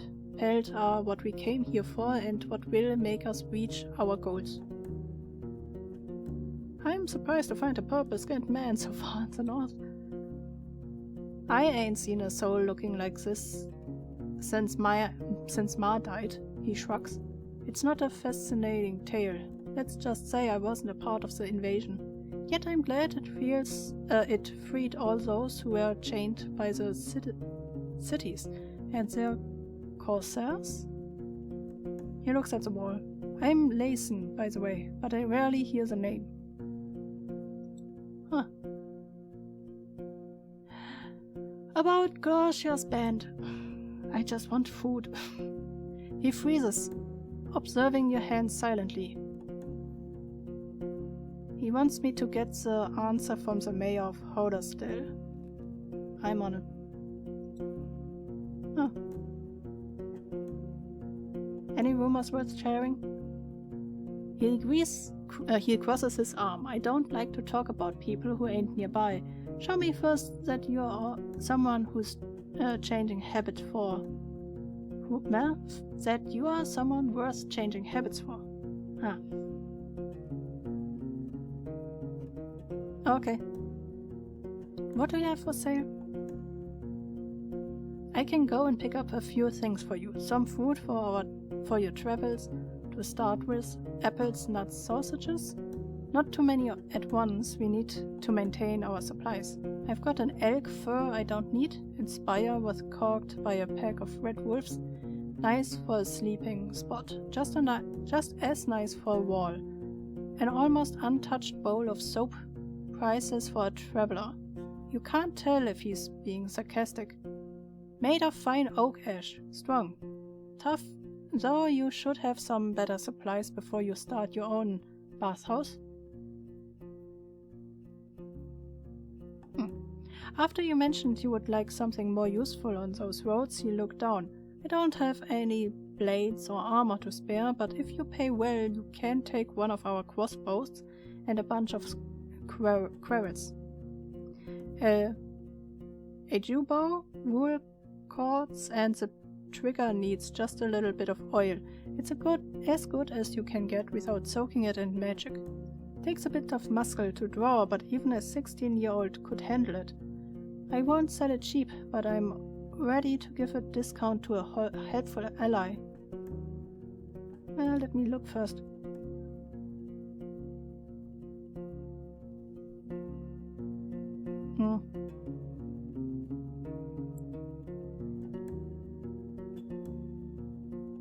Well, I don't need quarrels if I don't need the crossbow. Give me the... just in case. One raw.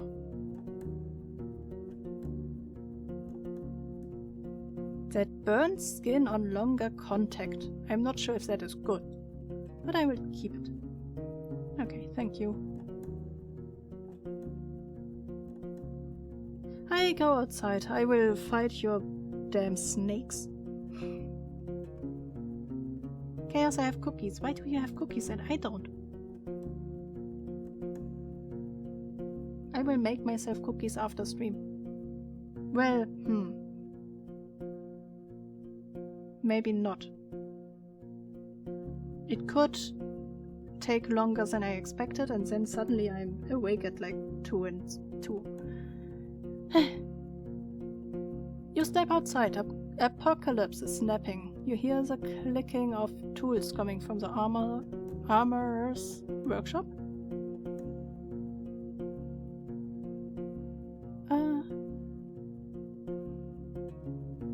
I go to the well. I need a bath. The recently renovated wooden roof covers the well from rain and birds. One of the guards is enjoying the cold drink he draws with a bucket and tells you to use only as much water as is necessary. The oak ash soap you own can help you get cleaner. You need 3 pieces of bathing equipment to get more out of this place. My clothes need no washing. I wash my shell. I really need the wash. I won't get any cleaner here. Splashing yourself with cold water from a bucket won't take away your smell, but it's enough to remove the tallow and sweat from your skin, or mud stains from your clothes. I just had soap. I thought I can use the soap. Jealous a little bit. You return. What kind of cookie? You return to the courtyard. You hear the clicking of tools coming from the armorer's workshop. Let's go to the armorer. You walk past the well and find a small open shed, not unlike the stable, but with a humble set of tables, carving tools, hammers, sharpening stones, pincers, knives, and other tools. As long as something can be solved by brute force, this place will find a way to do so. There are 2 people sitting on a long bench. The first one is a male with maybe inch-long hair, a cleanly shaved face, a thin, long yellow tunic, bare legs, and sandals. He ignores your presence, doing a gambeson with great concentration. The second person is a boy, maybe 15, who's wearing the crude outfit of a farmer. He glances at you, but soon returns to sharpening a long dagger. Greetings. The man raises his head, but it's the boy who speaks, focused on his task. He ain't talking. Tell him what it is that you need. The man smiles in confirmation, looking at the piece of garment in his hands, then looks around, shrugs, and returns to you with a raised eyebrow. Could you patch my clothes if they were torn?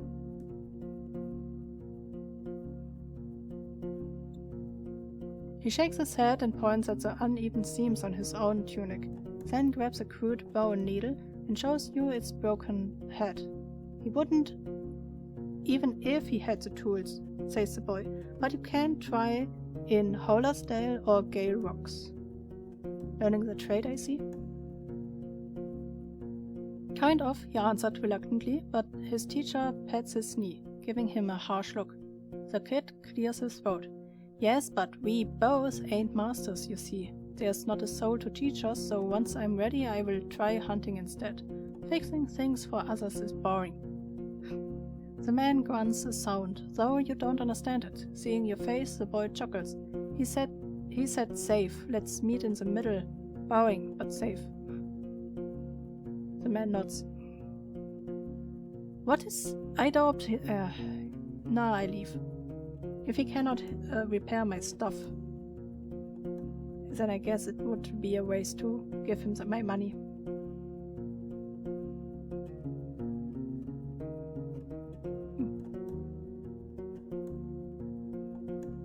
Yeah, we are perfect. It's normal to fall asleep here. Don't worry if you don't write anymore. You know, some people do their naps and others go to sleep. Hogness and Carol should be around like 22, 24, 22 o'clock. 22 and a half? Yeah. Same with me, so it's late.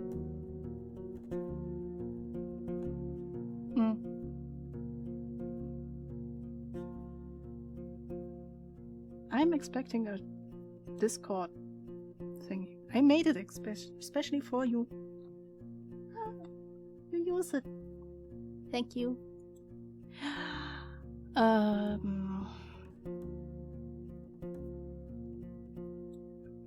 Let's look at the guard. The woman in yellow armors, kneeling next to a bowl. Brown hairy boar, which is resting on its side. The beast is not as large as the dark ones from the forest. It responds to the touch of the human's hand and brush with grateful grunting and rapid twitches of a hind hoof. No matter how friendly it appears, it's still tethered to the well, and you have no doubt that its charge would leave Apocalypse dead in a breath. When the woman noticed you, she steps forward to the boar's disappointment. So the new Roadwarden. We don't need anything now, but when we travel with our furs, we can use some assistance. She may be around 30, but her warm voice and bright smile are camouflaging the touch of time on her unpowdered face. Like many red-haired people with freckles, her skin is unhealthy pale. The boar runs up to her, observing her boots and fruitlessly sniffing for food beneath the beaten ground. She pats its back, but maintains her focus. How about a game or two? We have a bit of time and can talk a bit about this and that. Maybe we will get a couple of coins, or lose one. She winks. We could play dice or throw axes at a target. I don't really have times right now. I need food first. Right, I kind of thought so. Her smile disappeared. She returned to the other guard. Roadwardens are always busy, ain't they? Better hope you will have a day of rest sometime. Have you ever been at the heart of the wood? We sometimes hunt south from here. There are good hunting grounds in the western half. The second one is too overgrown. Maybe the soil is different. She shrugs, then moves the hair away from her forehead. But it's a risky spot. There are trends there and wolves, even the furless ones. And if you have to go through the tall grasses, watch out for what's on the ground. There ain't many archers in the trees. She smiles as if it's a joke, but there are all too many worms, even larger than a water leech. The innkeep has asked me to forage for berries. She chuckles. Oh, don't worry about it. Usually we'll forage by ourselves, but he wouldn't ask you for a dragon for a meal. He gives small jobs to people all the time, just to see who agrees to do them. Wants to judge who's of use and who's too proud for their own good. If you've agreed, just be sure to go get these berries today, and don't try to take his tools away. He hates thieves. Okay, thank you. I don't need more information. You return to the country. Let's forage for the berries. The innkeeper knew what he was talking about. You put on the gloves and look through the bushes from a safe distance. It doesn't take long before you notice the first serpent lying on a rock, somewhere in the thicket. The creatures are not that large, and even if some of them hiss at you or slither closer, the jabs of the hook keeps them at a distance. You don't know much about these berries. They are round and reddish. You wouldn't trust such a color even if you were looking for food in the wilderness. The plants don't have thorns, but the leaves are harsh, so you make sure to thoroughly cover your skin with your clothes. You have to look through many bushes to fill the bucket, but the presence of insects and snakes doesn't allow you to relax. I gather the berries and go back to the inn. You have returned to the courtyard. Two of the guards are participating in a friendly skirmish. Their wrestling is accompanied by a quote. Where's the quote coming from?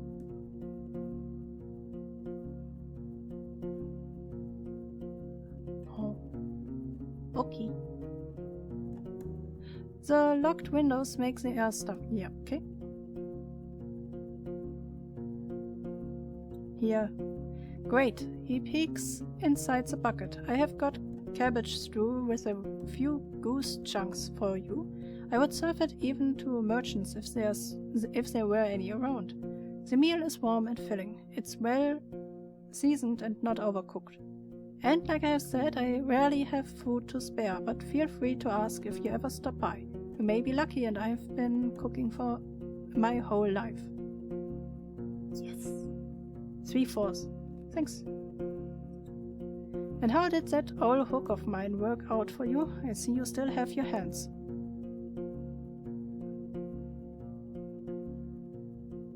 No, I give it back. It's fine. He takes the tools from you and nods. Need anything else? No, not really. You step outside. Apocalypse is moving around slowly as far as its cord allows. You hear the clinking of tools coming from the armorer's workshop.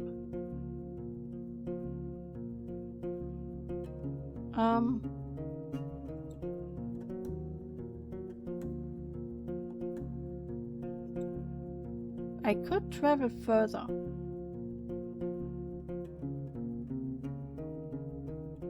I guess I travel.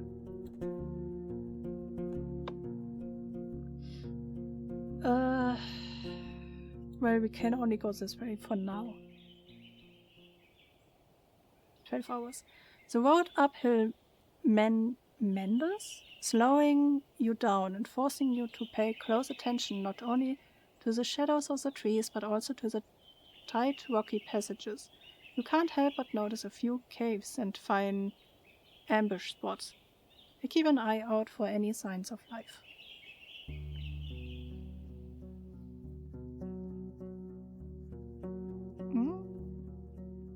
Standing in front of the gate, you hear no voices, no tools at work, no steps. Dozens of birds live among the collapsed roofs. Their fluttering, singing, and squawking is free of worries.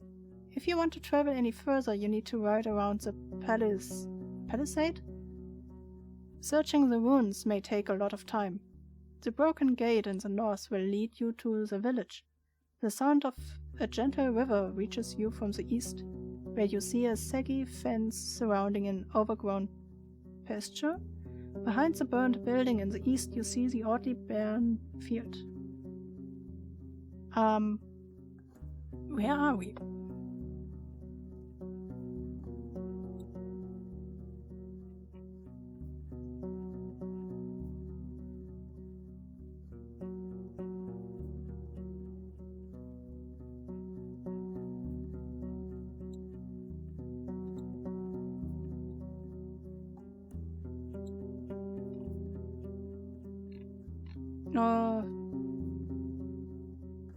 It doesn't save all of it. The part that is important is gone. Huh.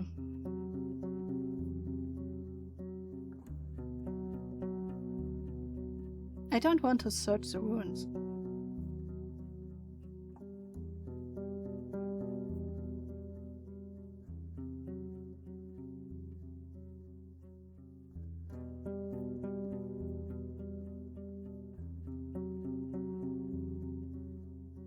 Didn't they say, he said that there was a village that was overrun by goblins? And they are living there now. That could be the village. He also said something about this. Saggy fence surrounding an overgrown pasture.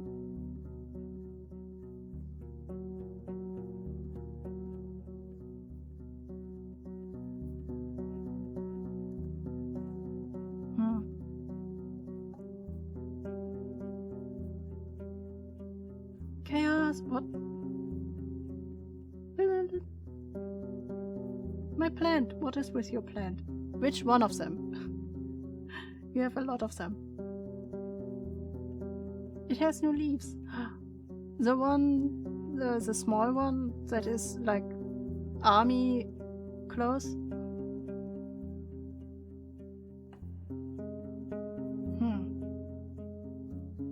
Now I move forward.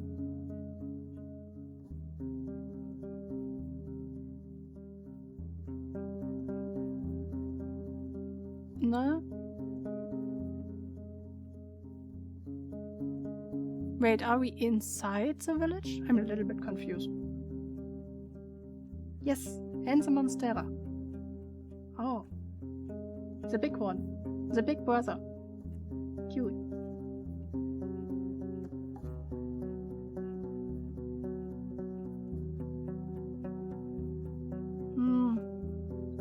Let's look at the building then. The broken logs and planks are charred, while the wooden walls are rotten and covered in moss. You see no ashes or dust, proving that the fire happened long ago. The smell is awful and there are no reasons to stay for long. You see no furniture, just some broken shelves. It was just a storage room. The valuable odds and ends were already taken by the scavengers. Ah.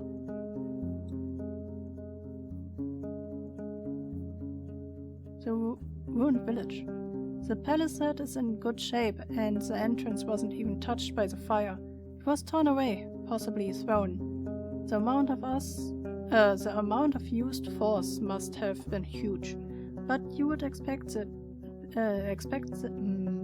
it would push the gate into the village, not away from it. Oh. You don't see any marks of a dragon bite. A troll could toss such planks, but after so many years you see no paw prints. A mage? You can't really tell.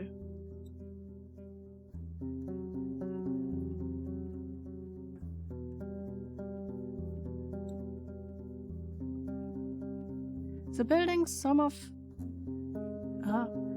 which have collapsed, are made of wood, now charred and rotten. You spot claw marks on the walls, especially close to the doors and window frames. They could belong to a dragonling or a large wolf, larger than the grey ones, or a corpse eater. Too many options to make a guess. Yet no beast remains in sight. You find the remains of clothes, furniture, odds and ends. Only one object seems to be of use, a basket-like fish trap made of vines and willow branches. If a large fish swims into it, it won't be able to get out of it again. It's quite large, but I can fit it on my saddle. You feel a slight aching in your stomach.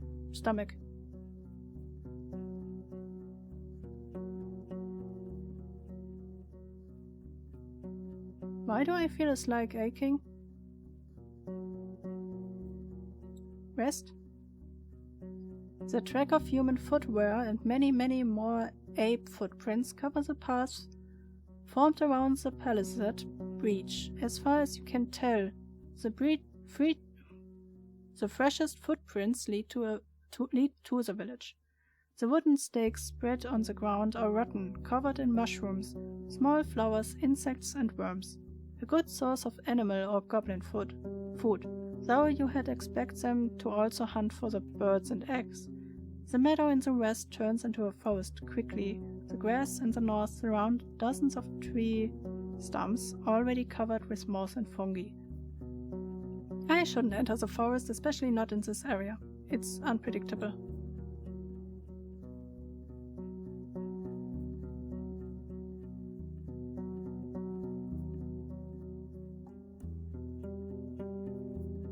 Clearing? Oh. The meadow is lush and colorful, and so dense it's unsafe for a rider.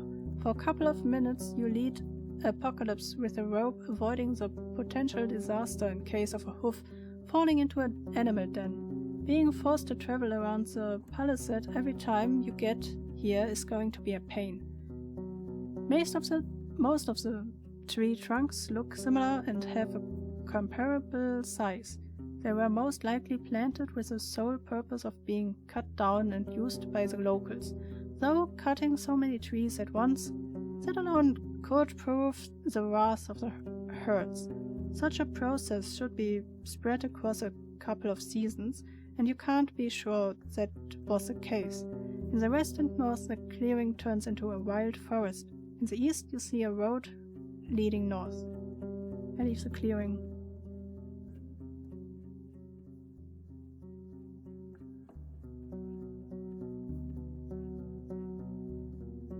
Oh, so this way, and then we can leave, basically.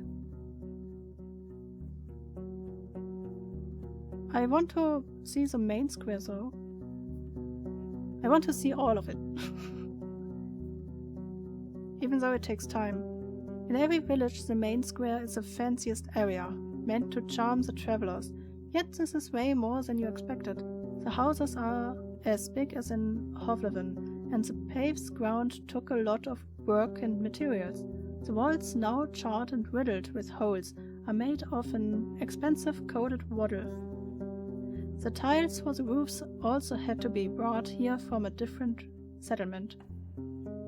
You peek inside the 3 smaller buildings, the rotten remains of their former splendor. The birds living in dozens of nests respond to your arrival with quite a commotion. You don't find even a single dragon bone, nor a tool or a piece of furniture left unbroken or unrotten. You're surrounded by bad smells, dirt, animal droppings, and garbage. The well also stinks. It has no bucket, but you would be afraid to use it anyway. Who knows how many birds have relieved themselves inside, or how many old rats have found their death while climbing up the walls. Suddenly you hear some sounds coming from the largest building. Your stomach makes you let out a painful groan. I should walk away. Why is my stomach reacting?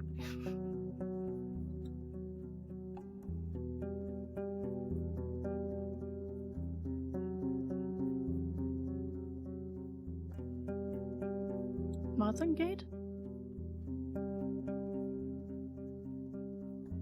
The paths here have almost been reclaimed by grasses. To your east and west you see shadows, alleys behind damaged buildings.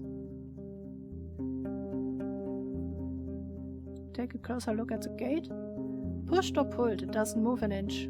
Someone has spread dirt and rocks both underneath it and around it, seemingly to keep the planks stuck in the ground.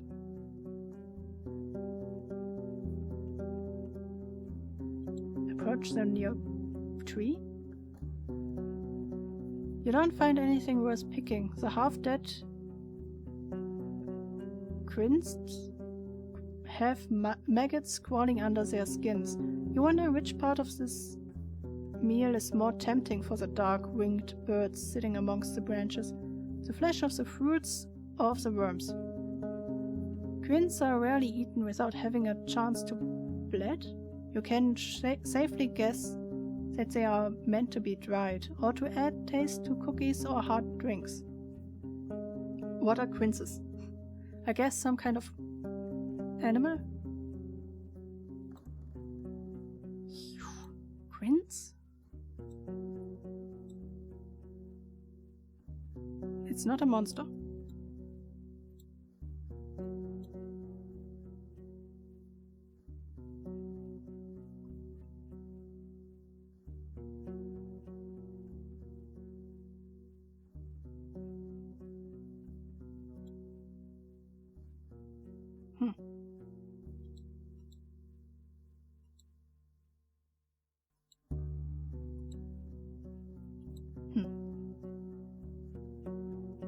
Shrimp. Okay.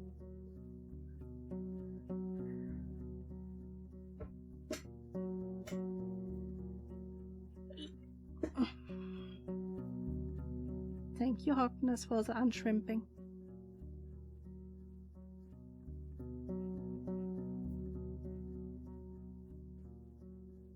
Wait, skill save.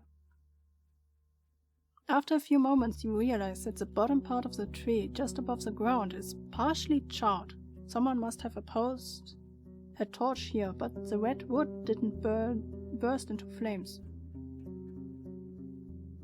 I want to open the gate, though.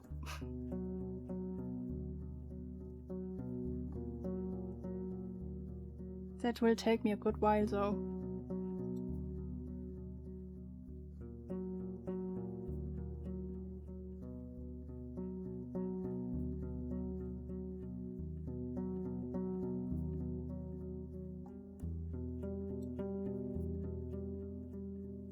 The colorful grass covers the entire fenced pasture. The large stone placed in the middle suggests it could be a playground for ibexes, or maybe it's just an old garden.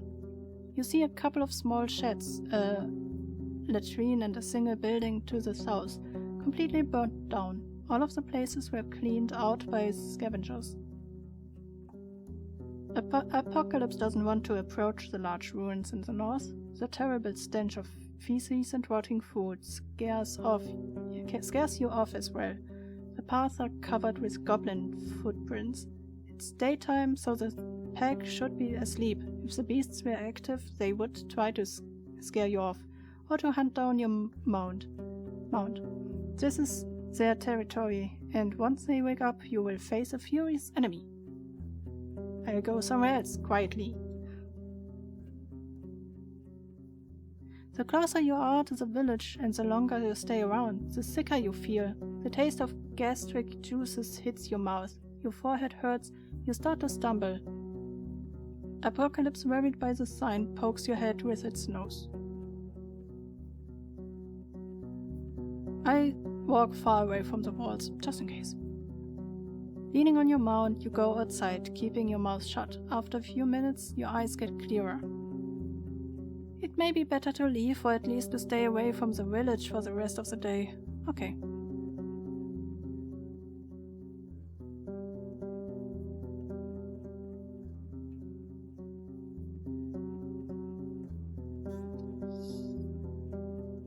Okay, let's go to the north.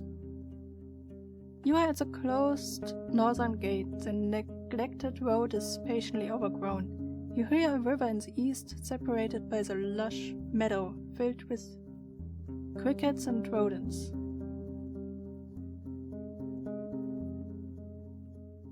Why can I not use this one?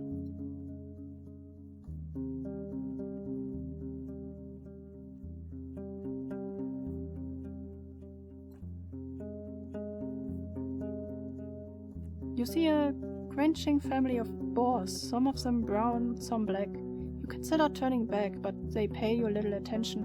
After a couple of grunts, they run north. The river is not too wide, yet unusually deep, with banks altered by the local for decades, if not centuries. The water's cold and clean, yet filled with long plants growing from the bottom. You would rather avoid jumping inside or drinking from it, but you're tempted to at least wash your face, neck and hands. Dozens, if not hundreds, of small fish are looking for tasty leaves, but also try to avoid the predators. A dance of life, completely unaware of your presence. You suddenly realize there's something else buried amongst the kelp, a rusty sickle sticking out of the ground, a couple of stone axes and hoes.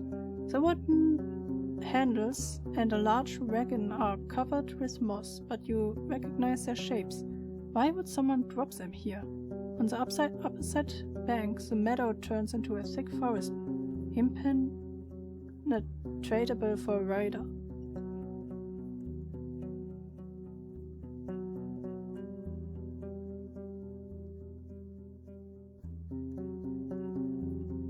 Let's set up a fish trap. You place the basket on the ground, then grab a bowl and start digging. Looking for a few larger worms, you bait the stick and push it inside the basket. Locking it between the sides, then cover an entrance with a lid. Tying it together takes you a few good moments, but will be easier later on. You attach the entire trap to a bush and push it into the stream, far enough that it sinks entirely. Who knows how long it will take before something large enough swims inside. Still, it would be better to not wait for too long, otherwise the prey may die of hunger.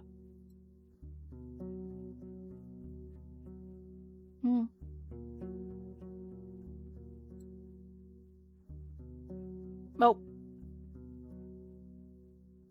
You are surrounded by what looks like a field plowed in late autumn, disturbed by hundreds of rains and snowfalls. There's a few clumps of grass and wheat, but a place like this one, abandoned for years, should already have turned itself into a green lay.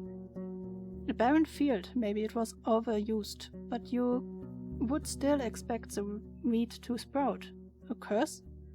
The path leading west from here ends at the edge of the field, shifting into a meadow, then a forest.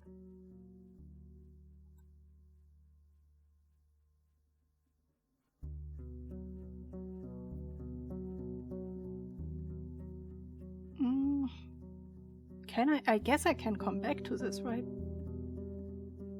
And even if I stop the curse, what would it bring? You unpack the one sphere, pleasantly smooth and light. The entire set fits in the palm of your hand. You place them in various spots, marking their positions by sticking a branch in the soil. All you can do now is wait, so you brush Apocalypse for a bit and make sure the saddle doesn't bother it. When you return to gather your amulets, all of them are much warmer than your skin. The entire field is corrupted, though seeing how there are already some plants growing from it, the spell is fading away. The curse is most likely as old as the last harvest. The pain in your stomach slows you down.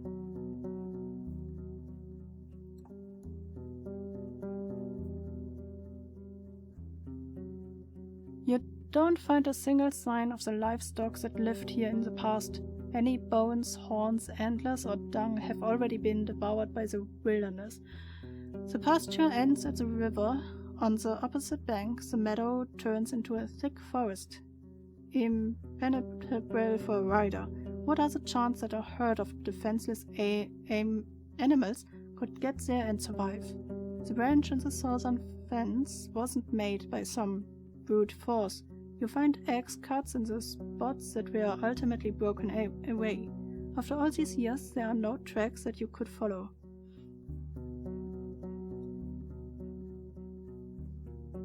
Well, I only have one. Can I travel? Oh, I can just travel away. I didn't know, but good to know. I thought I have to go through it. You enter the wetland with their many streams, ponds, and fish. Large birds run and fly between the grey, sparse trees that are covered with moss, mushrooms, and critters. For a human it may be an unwelcomed and harsh realm, but the overwhelming swarms of insects prove that it's a realm full of life. The danger with teeth and claws is hidden below the water's surface. I stay away from the banks. Oh. This plant shouldn't be alive, not without leaves. It doesn't resemble the other trees of the wetlands. It's something else. Oh, it's a holy tree. You get off your horse and prepare your axe. The water is filled with dirt and dead plants, and it smells like an old corpse. Eh? The roots are spreading far, breaking through the water's surface. You don't see any saurians in the grasses or on the shore. You approach the table like altar made of 3 limestone slabs. Were these works original as formless as they are now, or was there a point in time centuries ago when they were precisely shaped and decorated by masters of artistry? Let me drink something.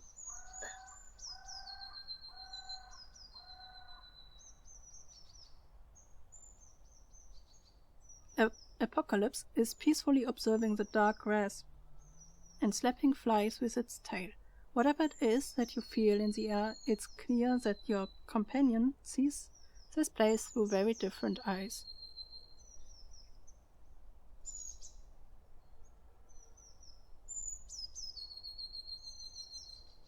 I mean, I want to scratch my horse's head.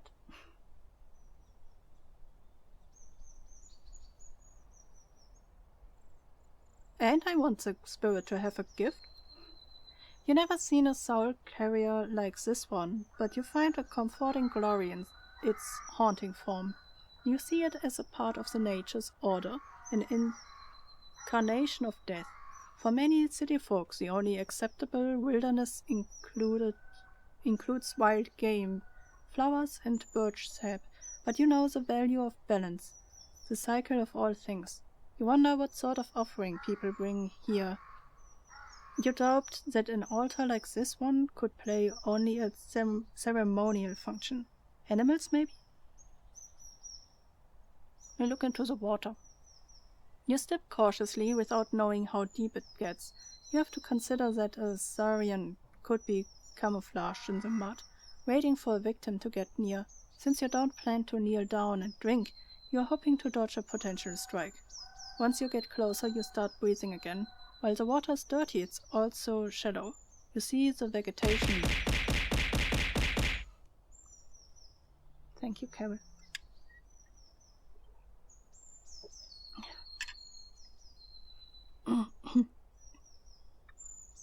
You see the vegetation, swimming insects and even small fish. All of them stay away from the tree roots, which look like a spider web covering the bottom of the pond. Aside from that, you don't see anything that would catch your attention. Okay, let's look at the altar, I guess. There's clumped dirt in the uneven nicks, fused by years of winds and rains. The bottom surface of the table is dusty, but you don't find any spider webs or mold, even though it's a perfect spot for them. The tree roots cling to the altar in many spots. They are firmly attached. You struggle to move them even by an inch. The cream-colored limestone is cold and smooth. I try to make an offering.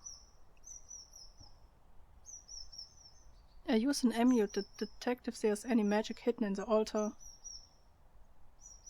I try to make an offering? Oh!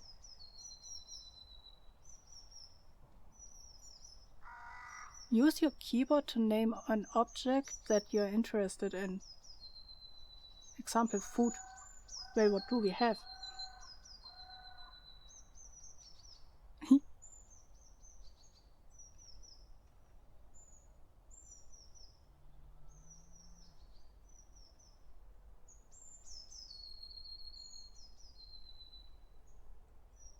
I mean, I can give a food. Food? You place any type of food you can find in your sacks or on the nearby plants, but none of them seem to make any difference. Okay.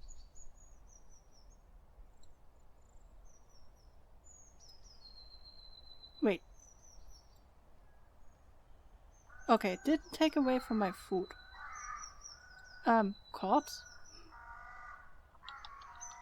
Animal corpse. You either can't do that or you don't possess such an item. Okay. Then I walk away.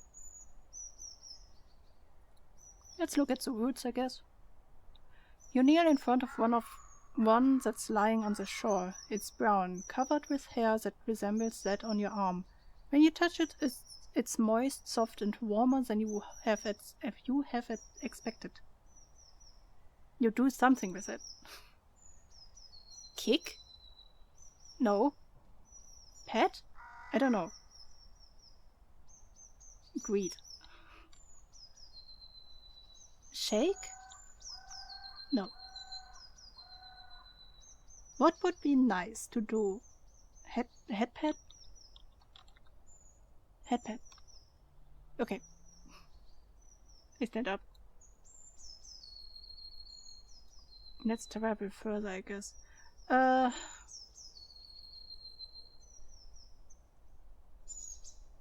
He said something about this tree. Where to go.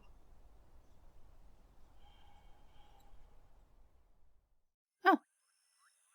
You slow down. Among the shrubs, a small pack of dragonlings is feasting on the carcass of a grey aurach, one of them with red feathers on its arms, straightened up and gives you a curious glance. Its head tilts left and right, forward and back.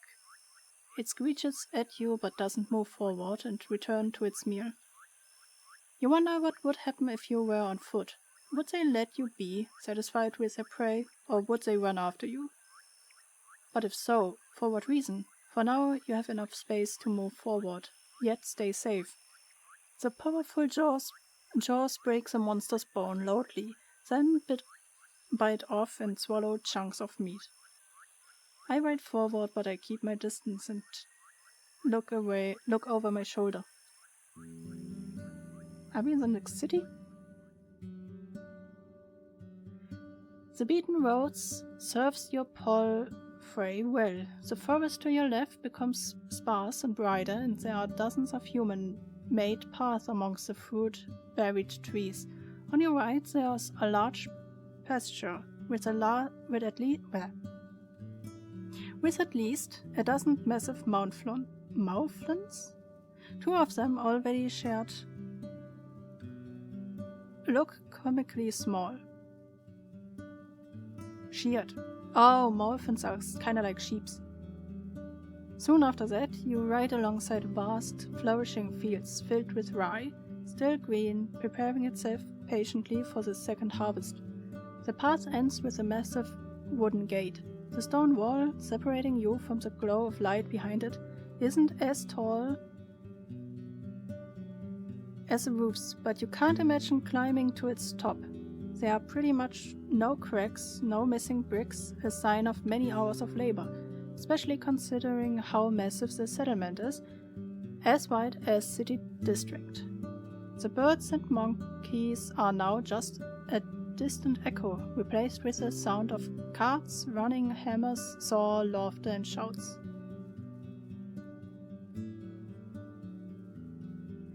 I don't feel comfortable in large settlements. Let's just get over with this. But I'm happy to rest. And adds around 5 minutes. But I want to stop before that.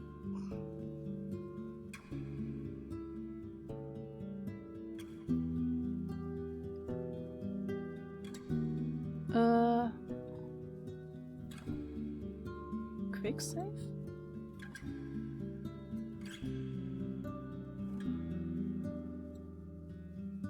Save. Ah. Perfect. Okay, cool. I wasn't sure if I can just save everywhere or if I have to be in an inn to save.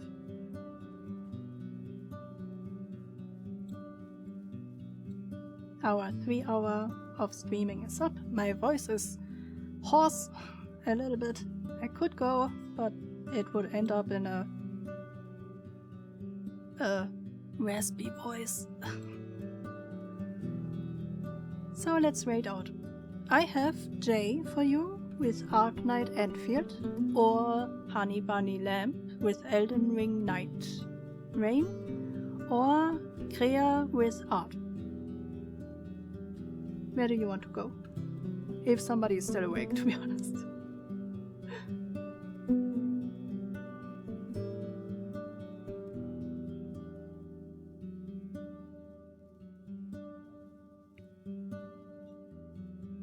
Sorry, Twitch sheds a bit? How did you call it? Shard? Did Twitch shard in bed?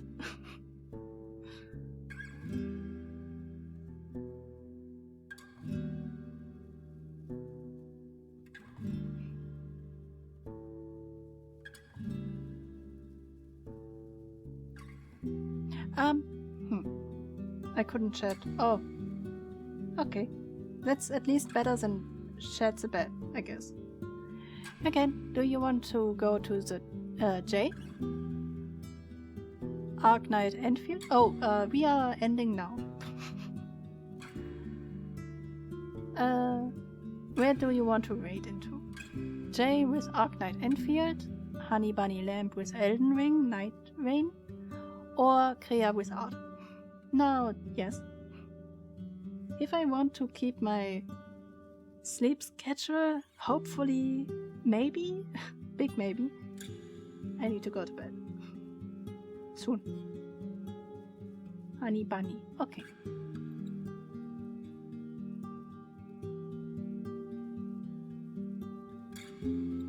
Thank you, Harkness.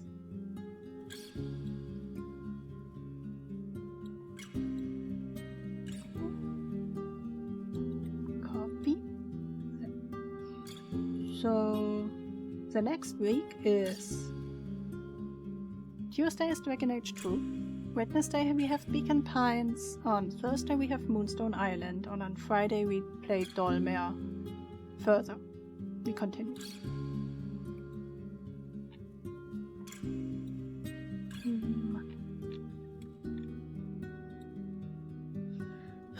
Next touch. Dragon Age, yeah. Where the city just started to burn. Great. I can remember that one. I hope nobody dies. Permanently. And I hope we find our pirate friend. Thank you for coming by. Thank you for lurking. Thank you for chatting. I will see you tomorrow with Dragon Age. Have a good night or a good evening or a good time zone. We'll be fine. Yeah, sure. Nini, good night. Bye-bye.